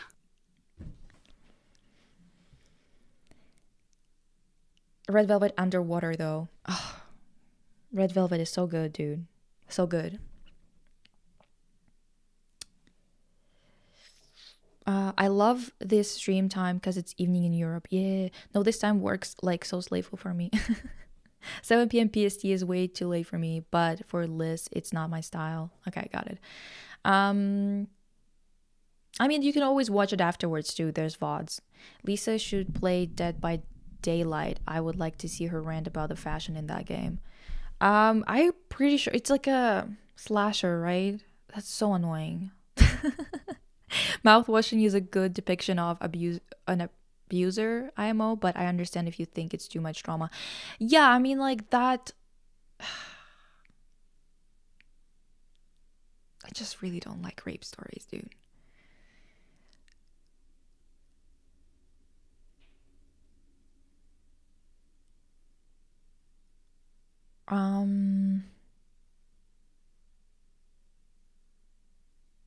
It's nearly 1 a.m., rainy outside, and I'm watching this. It's a vibe.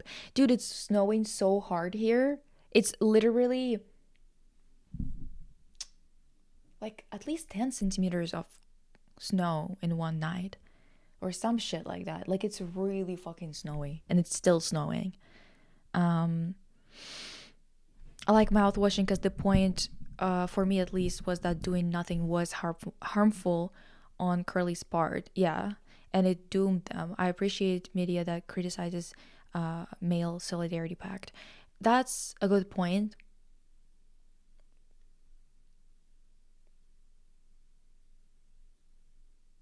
Do you miss the I members in aespa? I miss them conceptually. I never liked them that much, but I did like their concept more when it was like including them. Could I make suggestions for games? You can, of course. I can recommend Dreamcatcher. Oh yeah, I've listened to them before, but aespa was never good. We have Ning Ning and Winter fighting to hit the high note. Karina apologizes for being a lesbian, and Giselle saying the N-word, not releasing her full album, now lost media. Karina's not a lesbian. She's a right-winger, dude. Since when is she a lesbian? And she was dating a dude publicly. The clips of them mocking Ive and the whole Ning Ning making fun of being 54 kilograms. Oh yeah, that was really weird. That actually changed my mind on Ning Ning. I thought Ning Ning was like the slayful one out of them. You know what I mean? And after that I was like, girl, what are you, 12? What the hell is going on? Ugh. aespa's concept could be so peak if they didn't constantly return to their easy to sell girl crush uses grunge and punk as an aesthetic concept. Kinda, but it's also like, it's just they lost their sauce. They don't know what they're doing anymore. Slay Lisa, the Red Velvet Collector.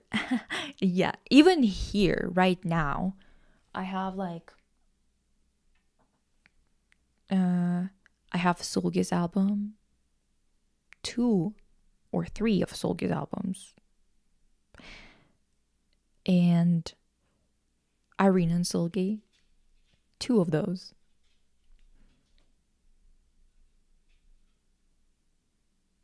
Yeah. Marina's and the Diamonds. I got her Family Jewels album. It's like I love Twice. I don't even mostly listen to B-sides, but the ones that they're new on their newest album were so. Yeah, it was fun actually. You know, they're just fun. Like just as we understand that Jimmy was a piece of shit, yeah, we see that Curly's inability to address this, even when he was a victim, ended up harming them all. Yeah, I love that one moment in Mouthwashing where Jimmy can't see Anya in the med room. I don't know, reminded me of the times I believed games are the best medium of storytelling. That's an interesting point too. Have you ever played Sorry We're Closed? You don't even need to play it on stream. I just need more people to know about it because the fandom is so small. It's like Silent Hill but gayer. Sorry We're Closed. Is it the one with the where you work as a barista?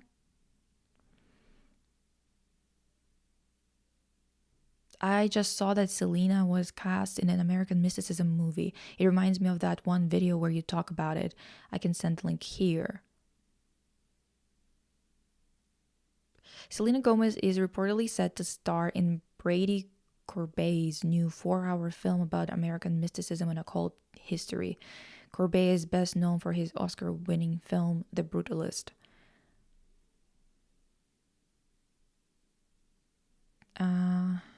Interesting. Yeah, are they going to be like talking about Crowley and shit? Is that the stuff they're going to be going for? Also Lisa rapping bitch I'm a star, but not no Patrick. Again, Teddy writing the lyrics, bitch I'm a star, but no Patrick. Gosh, I'm good. That's exactly him. High rock recommendation for whoever asked. Free Kitten, awesome band. They sound awful. It's so peak. They sound awful? Huh? What? What the fuck? I beg Lisa to play the Friday the 13th game. It will be so fun. It's like being in a slasher movie and it's multiplayer like Yap Yap. Should we do it with bassistin? That'd be fun.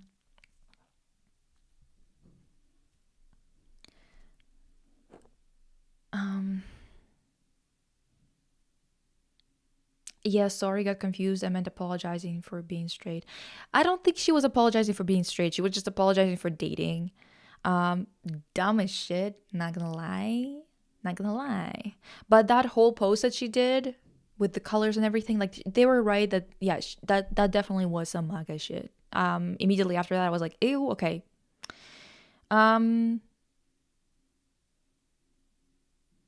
Honestly, yeah, I feel like with Waverly also it would be really fun. What is Bill Gates doing? It's sunshine and lollipops outside, and all of a sudden it starts raining and thundering. A few weeks ago, it was raining so hard, and at 6.1 magnitude happened. I was so scared. Wait, how is Bill Gates here? Yeah, why is Bill Gates in it? Why would men be there? Crazy because people were data gaming Ning Ning during her debut. Data gaming? What is that? Ning Ning was queen to me before that incident. Same. God.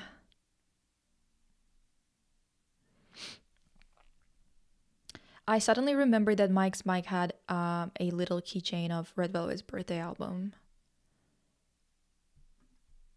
Well, I have birthday album. The one that I have is the one with the spring thing, like Springbound. Is that what it's called? I don't know, girl.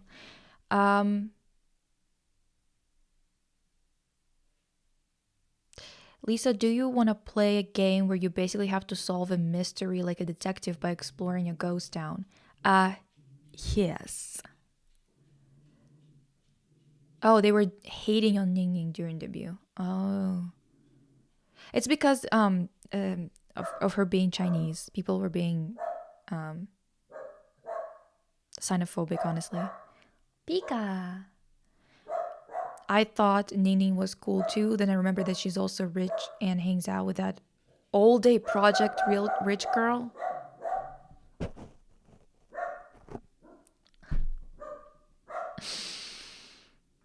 Make it stop. Can we fix it? Baby, can we fix it? Fix it.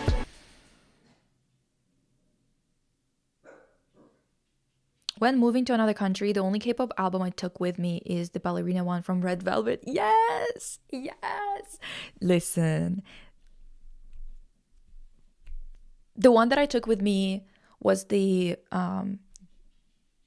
Jewel version of Solgi's 28 Reasons, because it's like this golden apple and stuff like that. And something else.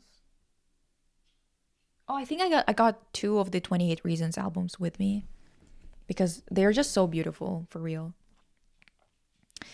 What do you think constitutes a good concept in music art?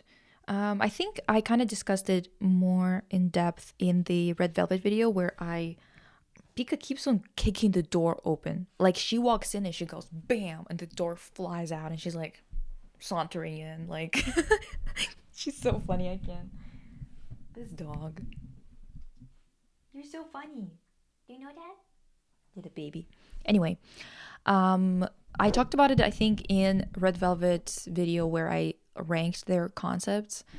All of the games I'd like to recommend, Lisa, require some level of dexterity. And I remember she said she plays with nails. Well, right now I don't have them, but I do play with nails. Yes, sorry to say. I heard there was a new live action Bratz film. Probably.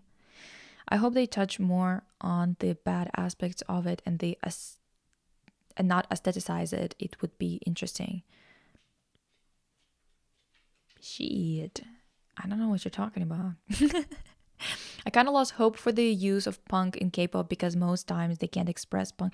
Honestly, who gives a fuck? Because punk is not K-pop. Punk is not... It's not commercial. And K-pop is commercial. Do you know what I mean?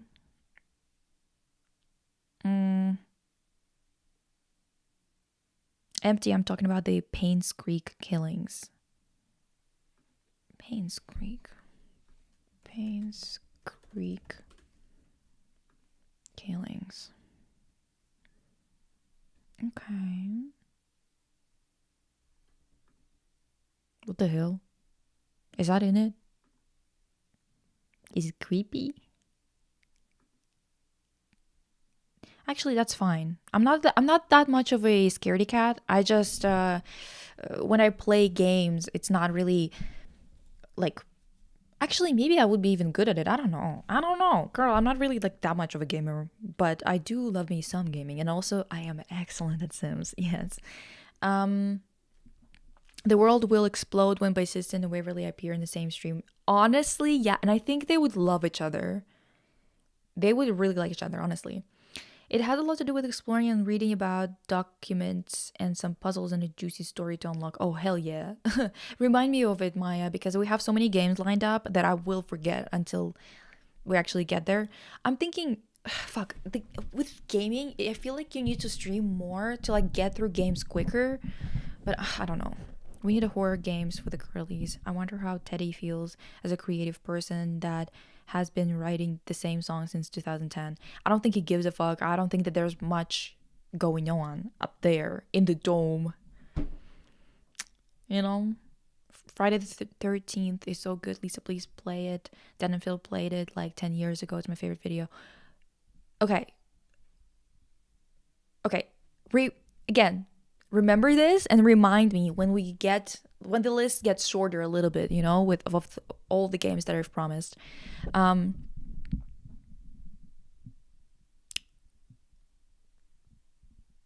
They sound awful, as in they purposely don't try to sound good and slur their words, and also they did stuff with Sonic Youth.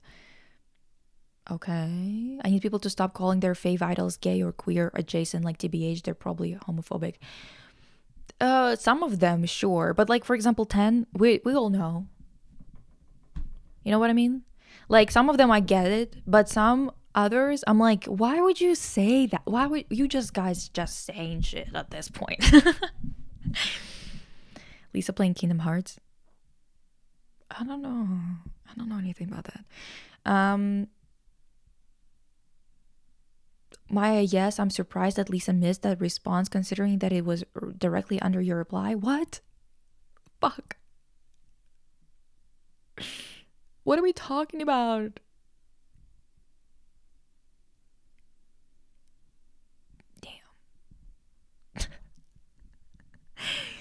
Damn. LOL, I'm sorry. I meant people saying Bill Gates is controlling the weather. Dude. I want Lisa to play a game about being a detective. Okay, so we'll play that game that Maya suggested. Just Maya, remember, because I will forget. You know me. You know how I am. I recommend watching So Weird. It's not a visual show, but it's written super well, and the music is so good. It's like super underrated. Okay, because having none of it. No. We don't know their personal lives. They sometimes don't even have one. Yeah, true, dude. I think that's why Mark quit, to be honest. Or two options. Let's be real, okay? Two options. First option, Mark genuinely realized that his entire life has been spent working so much that he doesn't even know his own fucking name. Probably doesn't even remember it. That he needs to go away and actually live a little, right? That is the good option. The second option is this mofo is going into some reverend shit. He's either gonna open up a cult or he's gonna join religion even more. Like there's something with his like first fruit shit and the amount of religious shit that was on his EP. I was like, okay, boy, you're too old to be this like into religion with no like critique involved in it. You know what I mean? Anyway, and people will project, and it ends with them not even trying to do anything meaningful towards communities. Yeah. I need to check out Disco Elysium. Yeah, people say it's really good. That's why I want to play it together. I'm so sleepy, y'all, and I have to wake up early. Also, the P button on my laptop is about to break. Does anyone have any advice on how to fix it? Glue? Don't listen to me, actually. That might be the worst thing you could do. 28 Reasons kept me saying that time. Not gonna lie. Same. Play a space for the Unbound, beautiful game. Do not get me started on All Day Project. I personally did not ask for them, but some people must have by standing nasty rookie groups like Blackpink, Meow, Baby Monster, NCT like a sticker. What does NCT like a sticker have to do with this though? Wasn't sticker like way into their careers? Also, Giselle tries to act so edgy and quirky, and it's so annoying. Girl, you're from an exploitative big ass company. Stop. Just stop. Yeah, I know. I was talking about the Selena Gomez movie. Oh, okay.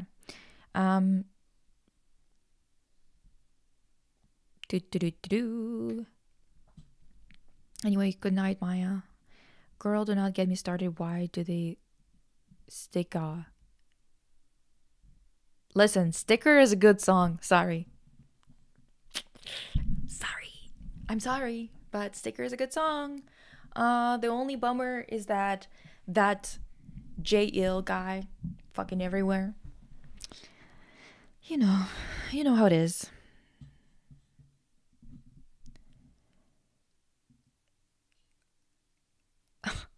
Wait, what Jane Remover said about Cordis was so funny and people got mad about it. I don't know who Jane Remover is. Also, Resident Evil Leon is my man. Maya kind of looks a bit like the vanishing of Ethan Carter. Maybe look into it if you haven't played already. Damn! So many games you guys are suggesting. And we just we go through games so slowly. It's crazy.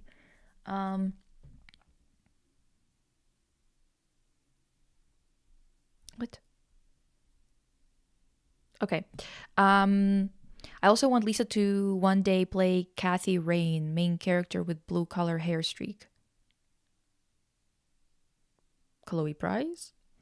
The plot was lost a long time ago, girl.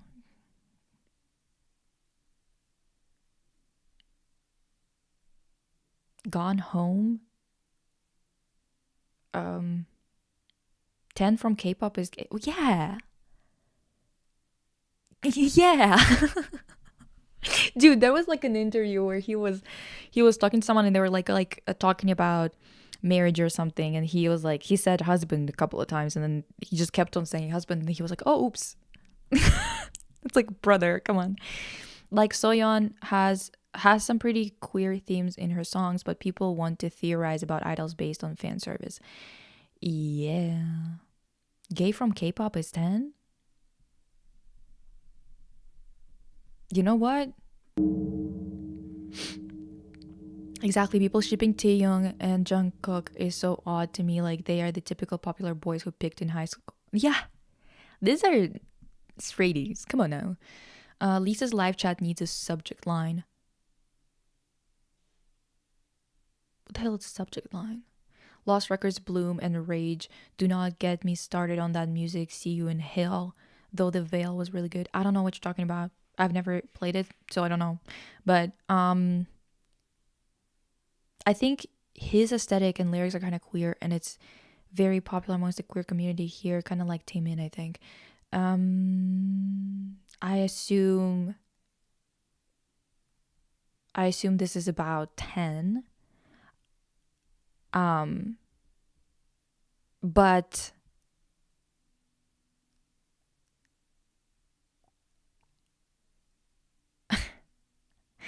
I agree with the first one, but there are rumors about him leaving K-pop for good. No, I think that he left K-pop. I'm just saying that the best scenario, he realized that he needs to figure out who he is and like live a little. The worst case scenario, he did it because he's gonna go into religion. Oh my god, Lisa, you probably love the concept of Kingdom Hearts. It's so fucking cute. Look it up right now. I don't know. I do believe Suga or Jimin to be fruity. Yeah. I think Suga is probably like bi. That's my reading of him. Oh, I really think Mark is gonna become more Christian now. Yeah. Sorry We're Closed is a survival horror about a lesbian navigating being cursed by a demon trying to convince her to fall in love with her right after a breakup. Sorry We're okay. Damn it. Sorry We're Closed. Oh. Why did I think it was like not a bar game, but that game where you're a barista.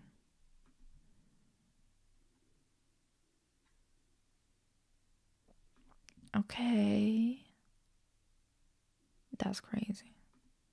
The art style looks really really cool though. Okay. Empty Trust, that game was a friendship simulator. Also, okay. Also, the fact that such a large percentage of Korean men voted conservatively, like you think your idol is going to be indifferent. Exactly. Like that, when I saw all that shit, when I like realized how pathetic they are, I was like, I don't know. I unstand Wavy after I found out Yang Yang's father is involved in weapon companies supplying Israel. Yeah.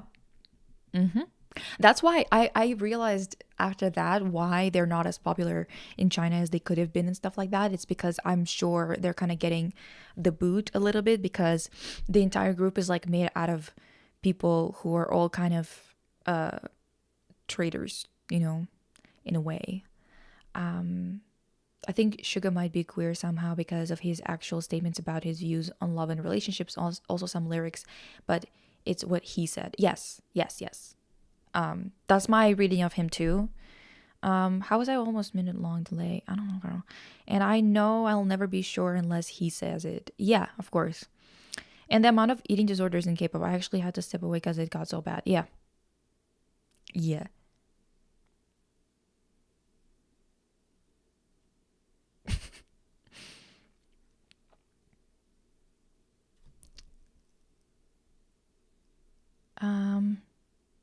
Okay. Good night to those of you who need to go because it's late. LOL, I meant every chat message should have a subject line with it like an email because you get confused without context. Oh yeah, because I'm also behind. I'm reading every single one. That's why I'm behind.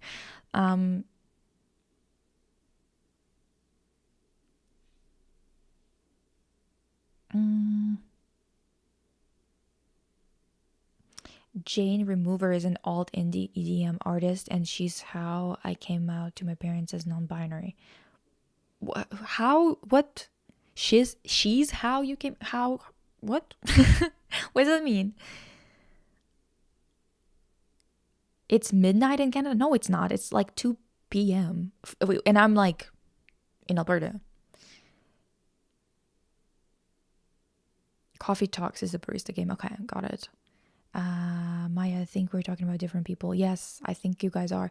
By the way, for anyone curious, Control is about a woman named Jessie searching for her brother, but ends up accidentally becoming the director of a governmental agency that deals with the supernatural.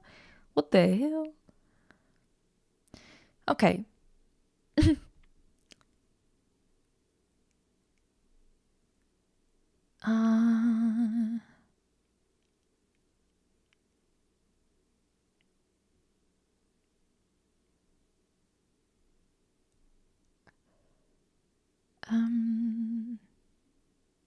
I refuse to be part of the sticker community. You want a good song, it's Perfume.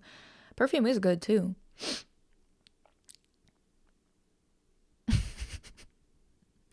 God.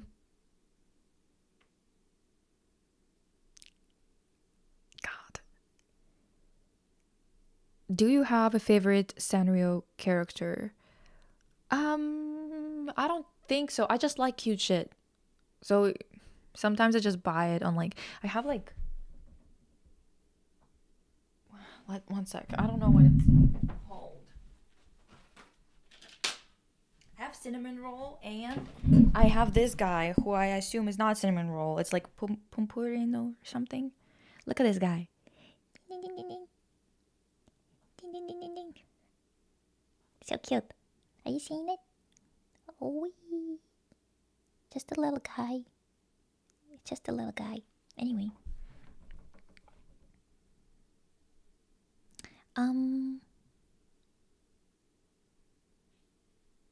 Also live rent-free in your hearts. Yeah, you do. The Sanrio Bratz collab, they did Sasha dirty. Oh yeah, they did. True.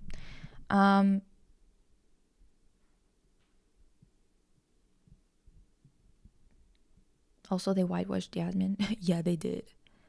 Control also has a Finnish janitor that may be a sea god, fungus people, Emily Pope, and the mad scientist who ends up creating a music video that you watch inside Jesse's head. What the hell? Wait.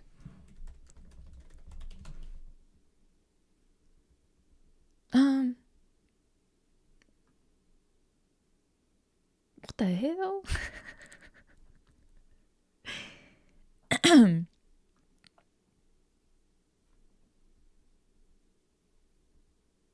Well, it's a female protagonist, so I will be able to at least focus.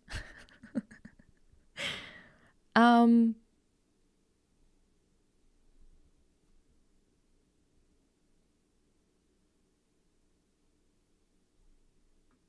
not Control M.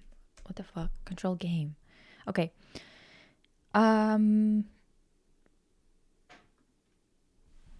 the hell was that? Something hit my window. It looks kind of cool. Looks pretty. Perchance. Oh, so now you want to offer me a fucking deal. Rude.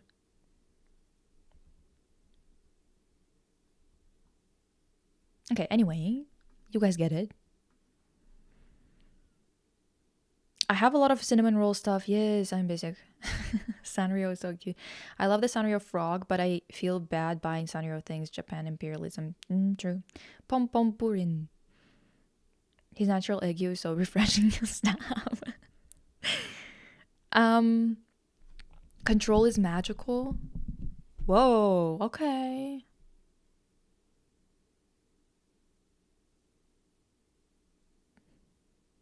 You guys are just like saying so many things that I need to play. I don't know. You should at least watch a playthrough of Control.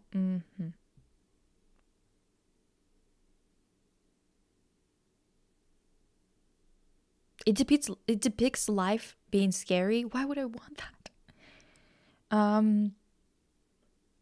Okay, have a good day, night, or whatever, Lillian, Mac, or I keep wanting to recommend Night in the Woods because it has a really cutesy art style and it's about feeling absolutely lost at 20, but I don't know if you'd fuck with it. Night in the Woods, perchance I would actually. I've seen the one where you have to stay in the cabins with the weird guy who wants you and the owner of the place. What? I'm not a fan of the gameplay and control, but at least there's an invincibility option. Oh.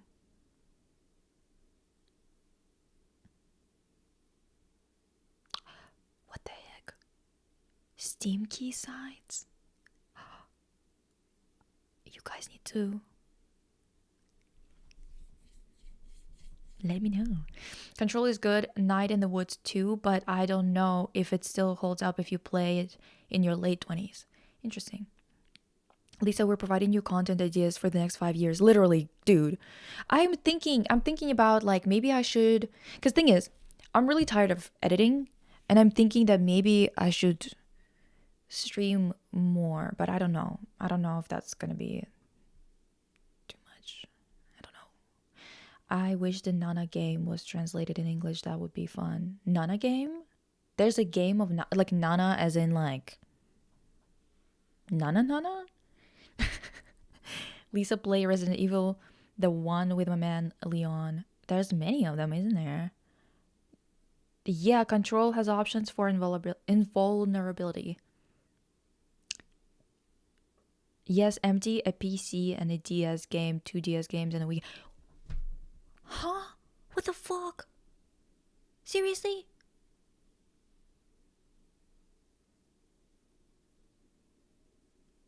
You know, Nana is not that sad. I'm like, yeah, like Ren, like, yeah, kind of sad, but also he gets really pissed off at not being able to basically tie Nana down by impregnating her.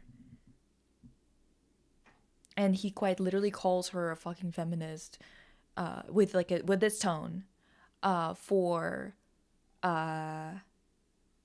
taking birth control, because he wants her to be like just attached to him basically.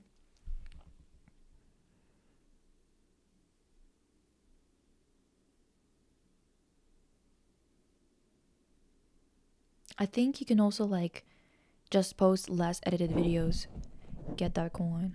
Less, maybe. I really don't know. I'm like, I've been kind of on my last energy bursts, to be honest.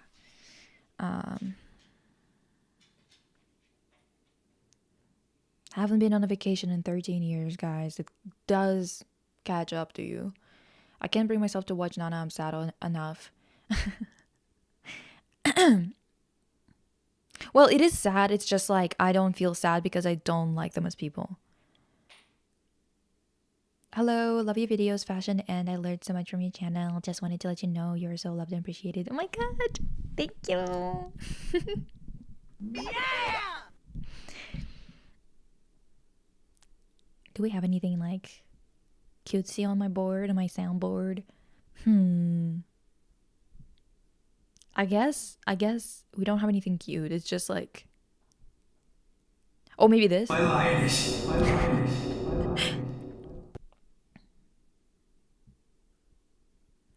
My lesbian situationship is watching Nana for the first time right now. It's kind of heavy. Why? Lisa, we want the behind the scenes footage of all those video essays.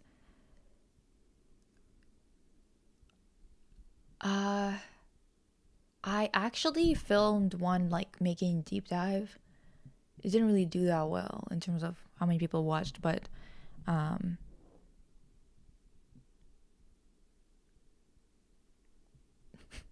it hits in your early 20s,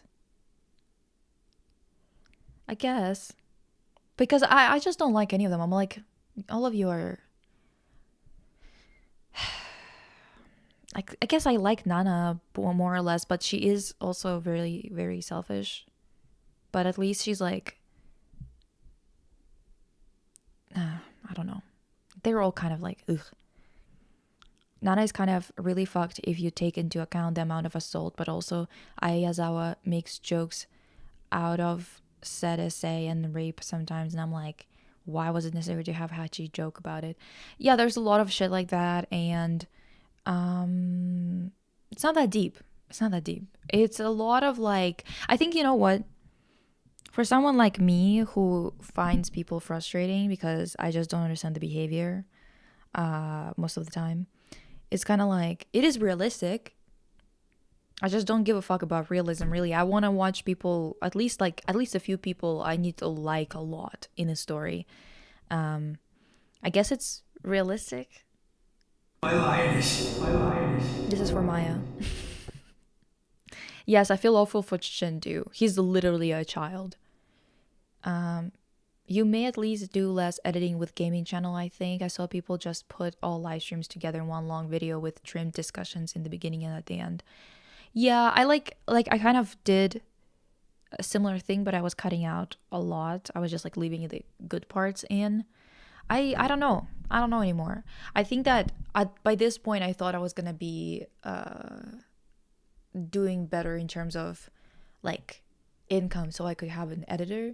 I think that you're not supposed to be, honestly, it's not a good idea to be on YouTube and producing a lot for years and like doing everything yourself. At some point you do need to have like editors and stuff like that, and it's just kind of at a point where it used to be that your catalog would do your work for you, in a sense of like, when you already have a catalog of videos, they would kind of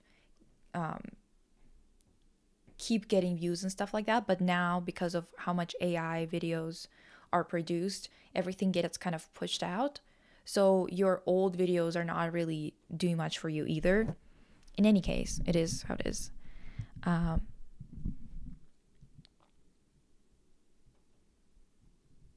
I hope so too, empty. She said, I hope too. I think it's very relatable for a lot of people who just got out of college, I guess. Well, I mean, when I first watched it, I was in my early 20s too. I still don't, I think that a lot of them are just like a mess in a way that I don't find particularly appealing, nor particularly I just don't get it. But that's the same with me in real life. I don't understand messy behavior in general. I think you can actually control your behavior quite well if you put effort into it instead of being selfish.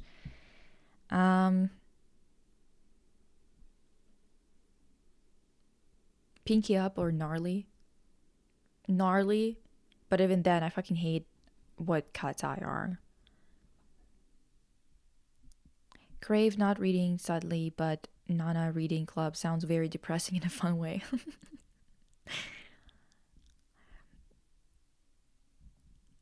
Good time zone, everyone. Yes, to all of you who go to bed, my lionesses. We're gonna be wrapping up soon-ish because it's already 2.5 hours. I think my life has just been a mess. Maybe. Who knows? Well, I don't. That's what I mean. Nana is relatable to me in a sense of my life isn't what I thought it would be. Oh yeah. That I can understand and feel like it's relatable, you know what I mean? Your drawer behind is so mid-century retro style. I know, right? I noticed that there's a lot. Oh wait, there's so much less old videos recommendations in general from like all my subscriptions. It is always just pushing slop to the top. Yeah, I'm telling you, it's pretty bad. It's pretty bad. Oh, by the way, I messaged YouTube again about that whole situation with my episode of the podcast being not available in Canada because of that girl claiming defamation. Where I literally just showed screenshots of her attacking me, and it's defamation apparently. But they responded to me with quite literally this message: hello, YouTube respects the privacy of individuals who use our services. Any information regarding our users that you request is subject to relevant laws protecting individual privacy. In accordance with these laws, YouTube will only provide information pursuant to appropriate legal process. I literally told them that I want to pursue legal action in Canada. What's with my voice today? Holy fuck, it's like keeps disappearing.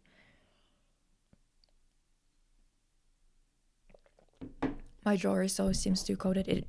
Honestly, yeah, it is. I thought they would have stopped at Internet Girl, but no, they just kept going. Yeah.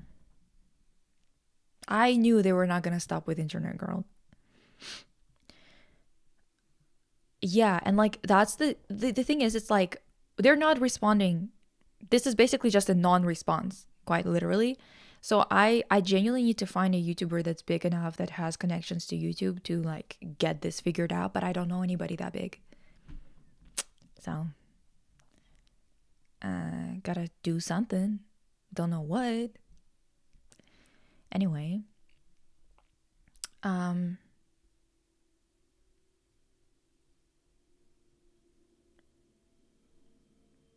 sucks a lot, honestly. All that talent, and they got them out there singing Gang Gang Chicken. Yeah.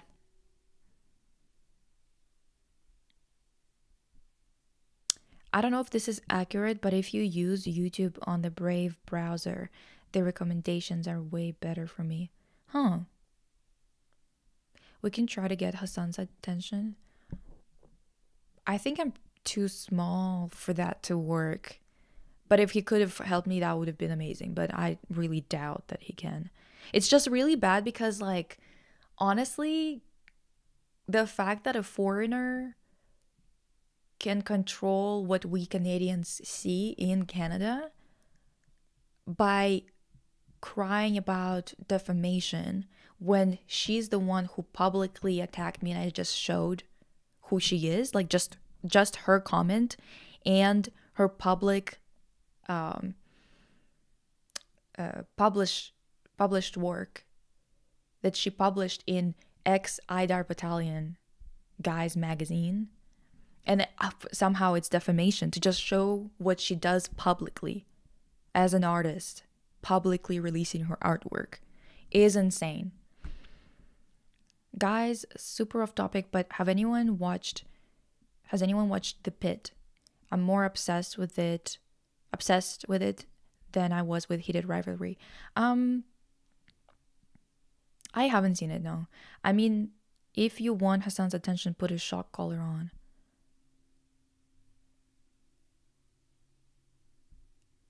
Again. By the way, about that, someone talked about it too in the previous live. I do understand that because we were kind of discussing it, and I've seen the video that you guys were talking about. I am not entirely convinced, but I think that anybody who is like because the thing is, I don't support animal abuse, obviously. And also, I just think that if you are that much of a disgusting person that you abuse animals, I think that it's going to come out quite, like, obviously. Do you know what I mean? He's on stream 8 hours a day or some shit. I really doubt that you can keep face for that long. Because I saw those videos, those compilations, stuff like that. It's just not that, it's like way too much of like filling in the gaps. And I'm pretty sure that if it hasn't come out yet, if he actually is that type of person, it's gonna be very evident and it's gonna come out, because there's also, I'm sure, a lot of people who, because he has so many people who don't like him, whether they're right wingers or they're not right wingers, they just don't like him, right? It's going to come out. Don't worry about it. Like, we don't have to speculate about it. It's going to be clear if that's the case.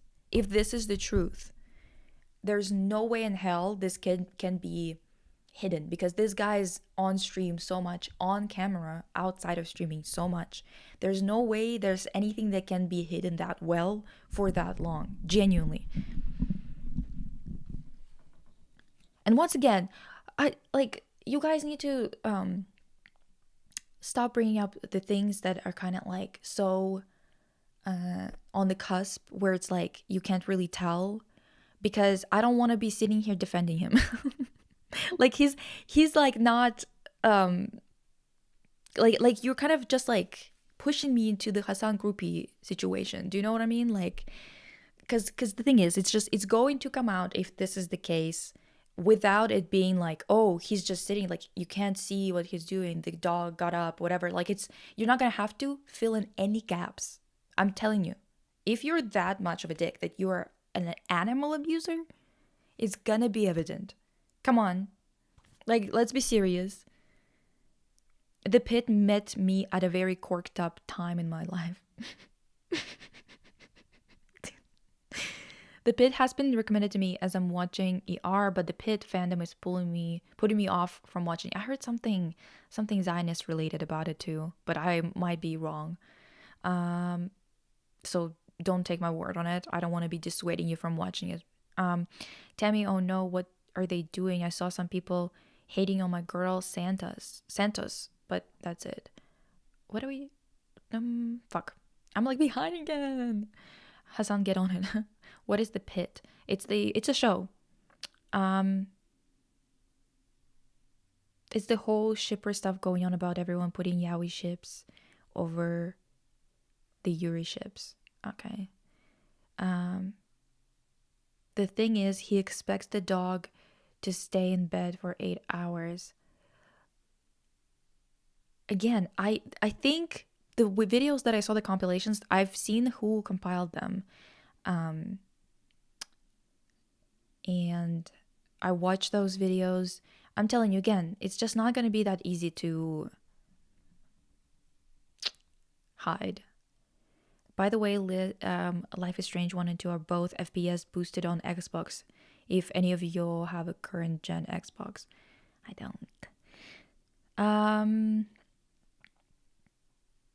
Noah Weil apparently is a Zionist. Yeah, that's what I heard. Sucks that what happened to that actress who got cut. Haven't watched the show, but I have heard things about it. I haven't heard about the actress that got cut.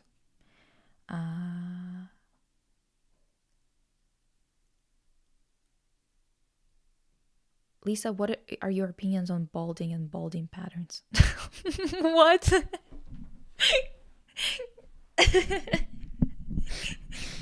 Girl.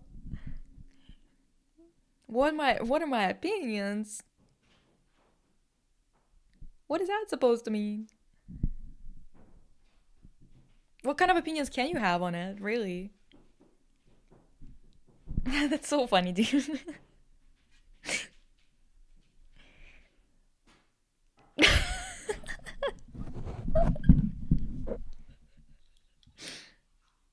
Oh man.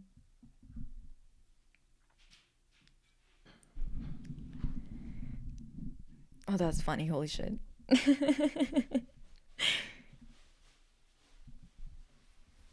What are my opinions on balding?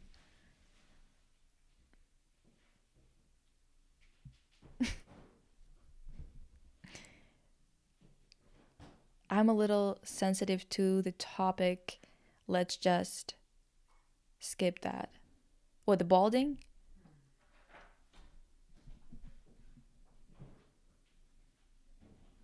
I made a soup too peppery, currently sniffing and crying while eating soup. Listen, it's never enough. I have opinions on balding, just shave it. Okay. Honestly, Hassan's situation is blown out of proportion when there is no conclusive evidence. That's what I saw. I mean, I understand you being concerned because I personally would like animal abuse, children abuse, this is the most like fucked thing you could do because they're so unprotected, right? They're so innocent. So I definitely agree that you should be like concerned if there is conclusive evidence. And I think, listen, if this is what it is, you can't hide it.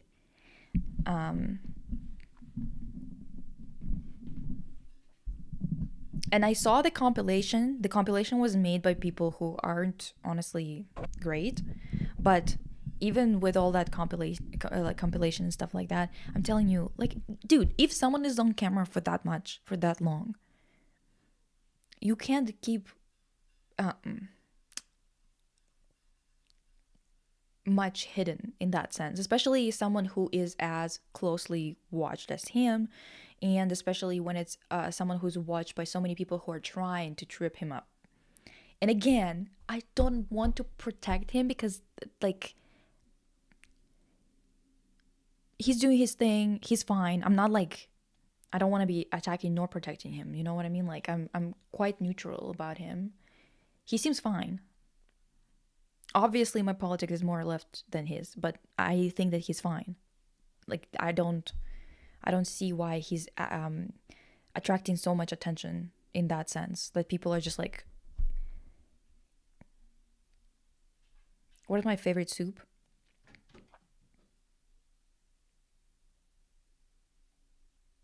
I really like she, but she's like it's a Russian soup.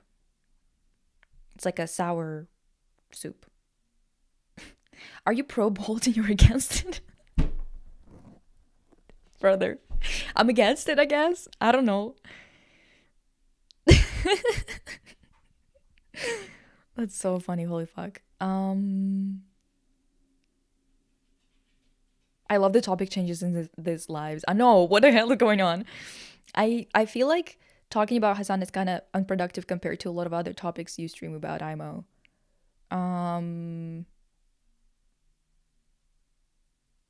To compare to a lot of other topics I stream about. I don't know what you mean exactly by that. You might maybe expand on that. But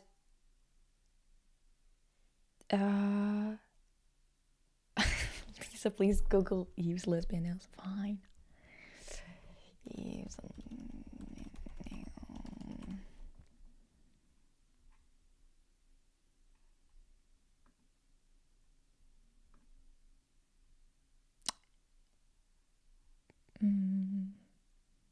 Yeah, I feel like this is not like, I should probably just look it up on Twitter. I don't think it's gonna show up. Eve's nails. I'm just gonna look up Eve's nails. I'm sure it's gonna come up. Okay.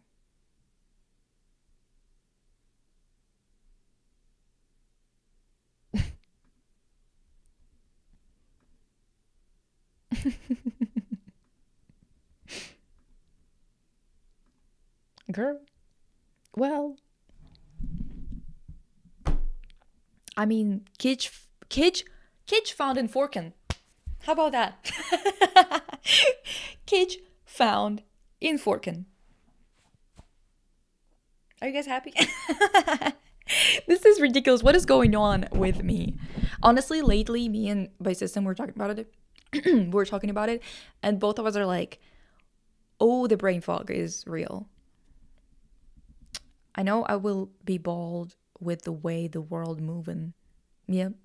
My mom is watching The Apprentice UK right now, and the amount of casual glazing of shit like private healthcare is pissing me off. Oh my god. I just remembered a pal telling me about this, and I was like, ooh, I haven't seen the show, so I don't know the full context, but yeah. Stan Eves, she worked with Pink Panthers. She was the first woman ever. Exactly. She was the first woman ever. That's actually how it is. Yeah. What's the next main channel video going to be, or is it top secret? It's going to be the Scooby-Doo Mystery Inc. deep dive, but I might do something in between. I don't know. I keep on distracting myself by doing other shit in between when I should just like finish a deep dive, but then I always kind of get like, ooh, someone new subscribed. Or not subscribed, followed. Thought sad. Anyway, so welcome. But I think dude, honestly, I kind of want to make some kind of like video in between maybe, but it's just so, I think that my brain is just like so fried from the amount of shit that I was doing. Like for example, making like reading for 2 months, reading so many books. Like I read an ungodly amount of like academic research for those 2 videos of on fascism, roots, and the occult. And when those videos, like it takes so long to make them, but they don't make revenue, so you kind of like get really stressed out about the money in between. It just like pisses me off. But then because like honestly, it's just the economy is pissing me off and the world is like really stressful, and then all of it kind of combining is not great. So I kind of started thinking about like, oh, I should probably make another video in between so I'm not as stressed about the money. But then that I don't want to be making shit, right? So I like put a lot of work into it, but then YouTube gets pissed off at me because it's not like a dumbass video that doesn't talk about anything. It's like too many trigger words maybe. I don't know. Whatever. It is what it is, girl. It is what it is. I need to get her album, but it's expensive. What do you mean, Eve's? Yeah, true. The amount of American dark money going into UK is concerning, especially in regards to the NHS, the last thing that hasn't been privatized. Exactly. And also like the Oracle and Palantir and all of them constantly being fucking involved in this shit. Anyway, it's a lot of speaking in circles because some people dislike him, some people like him, and that's the consensus. Exactly. That's why I'm like, stop saying things that are kind of like easily disproved about him, because I don't want to be spending my time defending him when in reality it seems like there's been a lot of like, there's no concrete evidence of anything.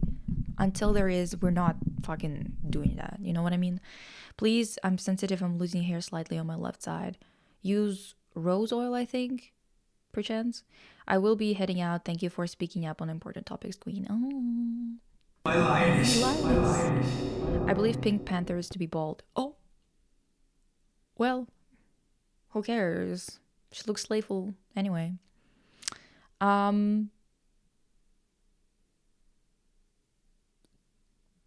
Forken. Deutsch Lisa today. Literally. I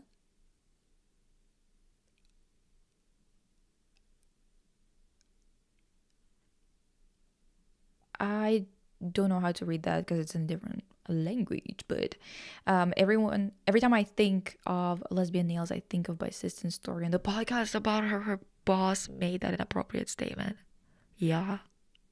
Dude, literally, I can't stop thinking about it now. Like, this is... Ew. My mom makes a mean sheet. Fuck. I want some so bad right now. Holy fuck. So excited for the Scooby-Doo. I'm a Daphne girl. Yes. Scooby-Doo Mystery Incorporated is based on for having Hellraiser and Twin Peaks references. Exactly. Why the fuck did YouTube just randomly send the video back 90 seconds on my end? I don't know. Guys, I've just realized I'm 52 minutes behind now. It makes sense. Dude.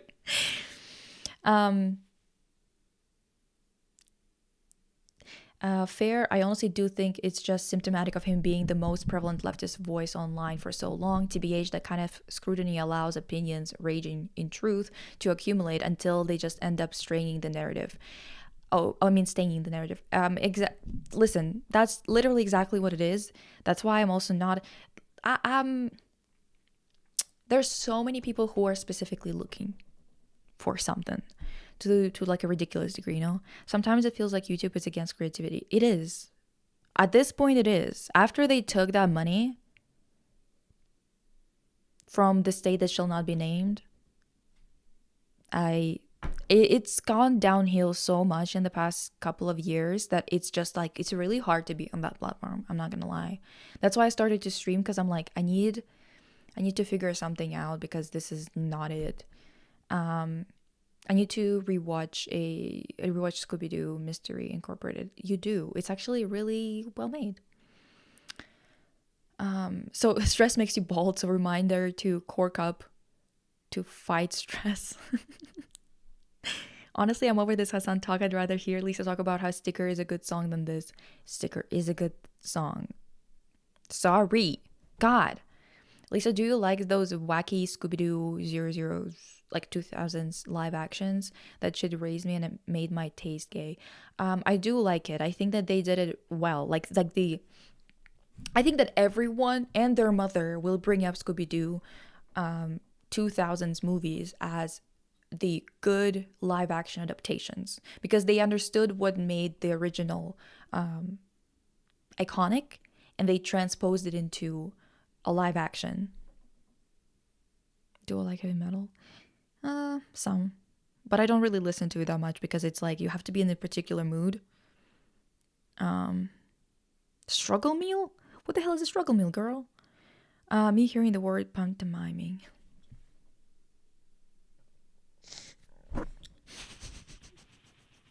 It's like, no big deal. Like, sucking dick and cock. Like, I'm time and place. And you did it at my birthday dinner.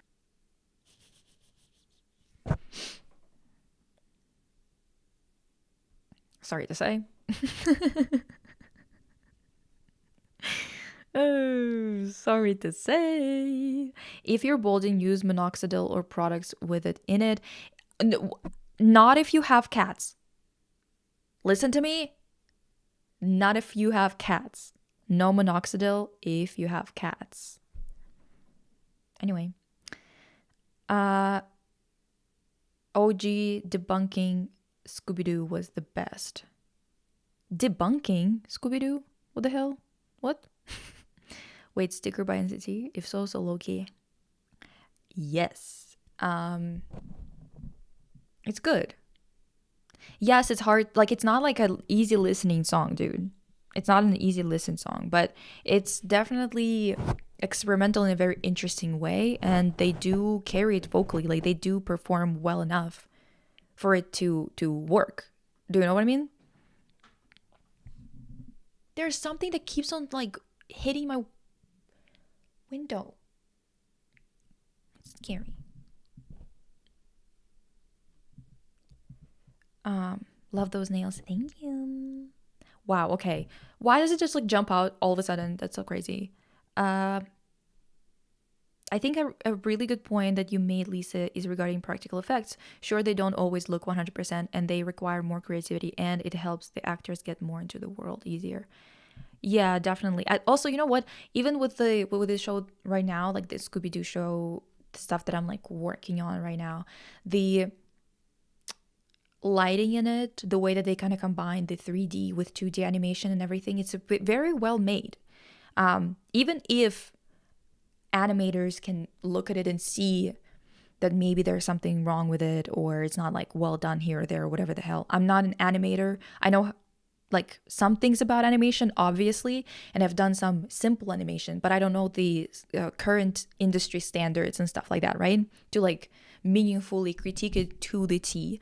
However, I'm talking about like the art direction and how it works in the end. Does it come together well and stuff like that? And it's just like it's really well done. I think that this was the best iteration of the show. They really killed it.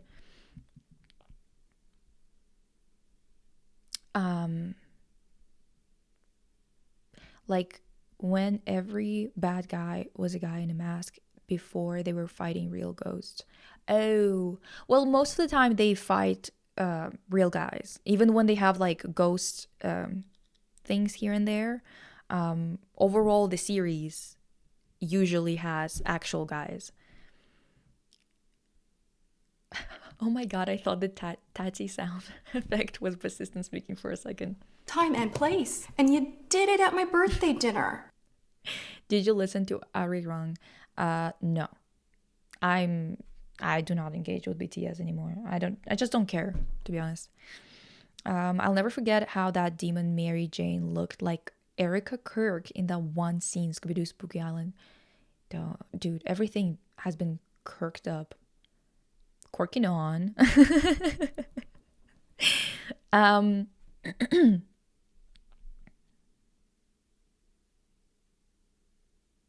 Of course, there's a lot of creativity that goes into VFX. However, people are relying on it too much. Anyway.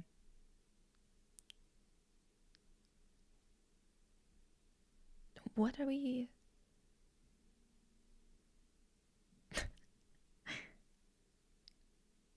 oh, yeah. Okay. I was confused for a second there. Any other things that were... Oh, girl, real quick, before we leave. Oop.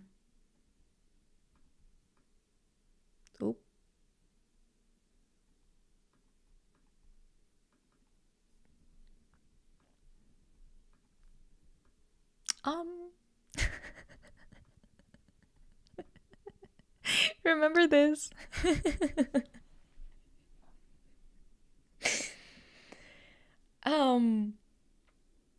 Yeah.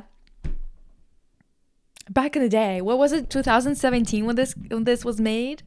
So Lena Dunham a few days ago released a memoir, and in it she addresses the fact that Antonoff, Jack Antonoff, right? Because thing is, okay, so this this 29-page file, this like presentation, PowerPoint presentation, came out in 2017 of some fan talking about how Lorde and Jack Antonoff cheated. Well, Jack cheated with Lorde on Lena Dunham. And that was like, it kind of, in my neck of the woods, I remember it being kind of a meme. But the research was pretty convincing. And then now, this many years later, like what, 9 years later? Yeah, 29 pages, dude. 9 years later, we got a new memoir from Lena Dunham. And she talks about the fact that at the end of the relationship with Jack, she cheated. It was like right before they stopped seeing each other or something like that. And what's ridiculous about this is I think this is like appendix B or something like that in that 29-page file that basically made like a little web of connections between everybody. And this was like immune to death back then, I believe, if I remember it correctly. Okay, it's been years. And I famously have bad memory, so this is just how it is, you know. However, it is... I'm so sad we can't pirate this reunion yet. It's possible, but there's only one way, which I don't like, but no repacks yet. Impatiently waiting. Yeah, I know that, like, the one way that you can do it, it's like basically making your entire system very vulnerable, right? Because you're gonna have to like switch off any and all protections on your computer, which is not a good idea. In any case, kids these days could not make this. I feel like we just don't get dumb lore like that and dumb scandals like this. All of our scandals now are like, so how about an Epstein file? How about a file where all the people that are in power and all these celebrities are involved in a bunch of bullshit that is so horrific that you can't sleep anymore? Before, we used to have this, you know? We used to have something a bit more manageable in that sense. At least when bad things were happening or being released or exposed or whatever the hell, it was like spaced out. Now it's just that, you know? But this... So Lena Dunham says, she doesn't name Lorde. She doesn't say that it's Lorde. However, it's obviously her. She was like 19. She calls her a teen pop star. And this is basically Lorde stayed at their place to record the second album, Melodrama. And Lena Dunham talked about it being like, dude, I would just like go to the kitchen, for example, because holy fuck, something keeps on hitting my fucking window. Anyway, so she would like go to the kitchen, she would see them working or talking or whatever the fuck, and it was really weird because like Lorde would basically call her Auntie Lena. She would not call Jack uncle, but she would call Lena Dunham Auntie Lena. And to her, that was like such a bad timing to be doing all that, considering that she was going through her like really, really severe endometriosis. So she was using a walker. I think it was because of that, or some other condition that she was like not like she was going through diagnosis for. And she would like walk to the kitchen and Lorde would be like, Auntie Lena. Me and my sister were like cry laughing when we heard this, because the audacity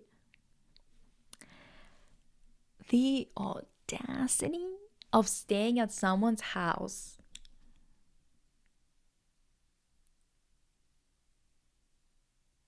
getting close to their partner, calling them Auntie Lena, while you don't call their partner uncle something.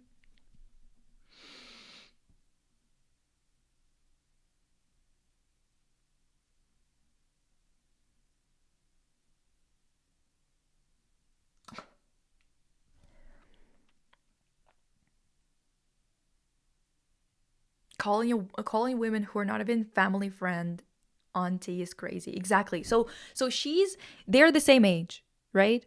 She's auntie or auntie. I don't know how to pronounce it properly in English. I don't know, dude. We're gonna say auntie for now. Calling her that while you don't call a guy who's the same age as her uncle. Exactly. The audacity. Also, the L word Shane's relationship graph. I haven't seen it, but it's probably diabolical. I haven't even seen the show. I know Shane, and I saw like an edit of some sort on TikTok, and I think it's like from the same wedding episode or something. And Shane's just like sleeping with everyone within like 15 minutes from each other. Like one after the other. That was so crazy. What the hell? I'm sorry, but I don't believe that there wasn't at least some degree of grooming involved between Jack and Lorde here. Yeah, but also what first of all, her mom is so weird because like first Lorde dated a guy that was like 24 when she was 16, and her parents were okay with it. Then she was, I guess, allegedly was Jack Antonoff, who was also like 13 years older than her, 12 years older than her, something like that. Then now recently she was dating a guy who she talked about on her most recent album, who's like in his late 40s. And in that album, I'm pretty sure they broke up, but in that album, she addresses him as my boy. My boy takes pictures of me or whatever. Boy.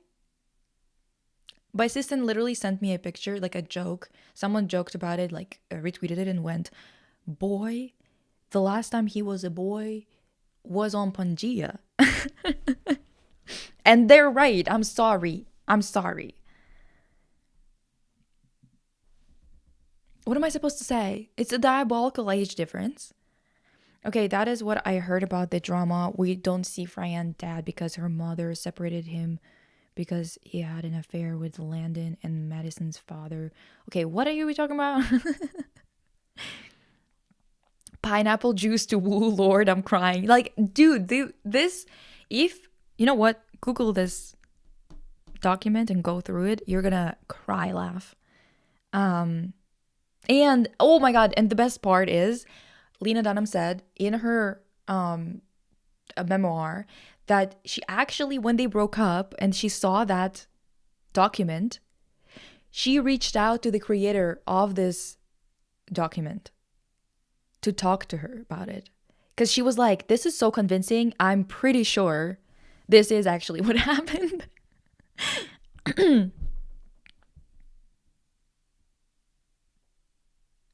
How do I come out to my dad? That's random. I don't know. It depends on like what kind of dad you have. If he's chill, just tell him. If he's not, don't tell him until you're stable, comfortable outside of the house to do it. Anyway, good stream. I love chatting with you guys. Get topics prepped for the next week. I'll see you on Sunday with a gaming video. Not video, live. I think we're gonna do Life is Strange before the storm. As per usual. Well, not as per usual, but you know what I mean. It's time. It's time we do it.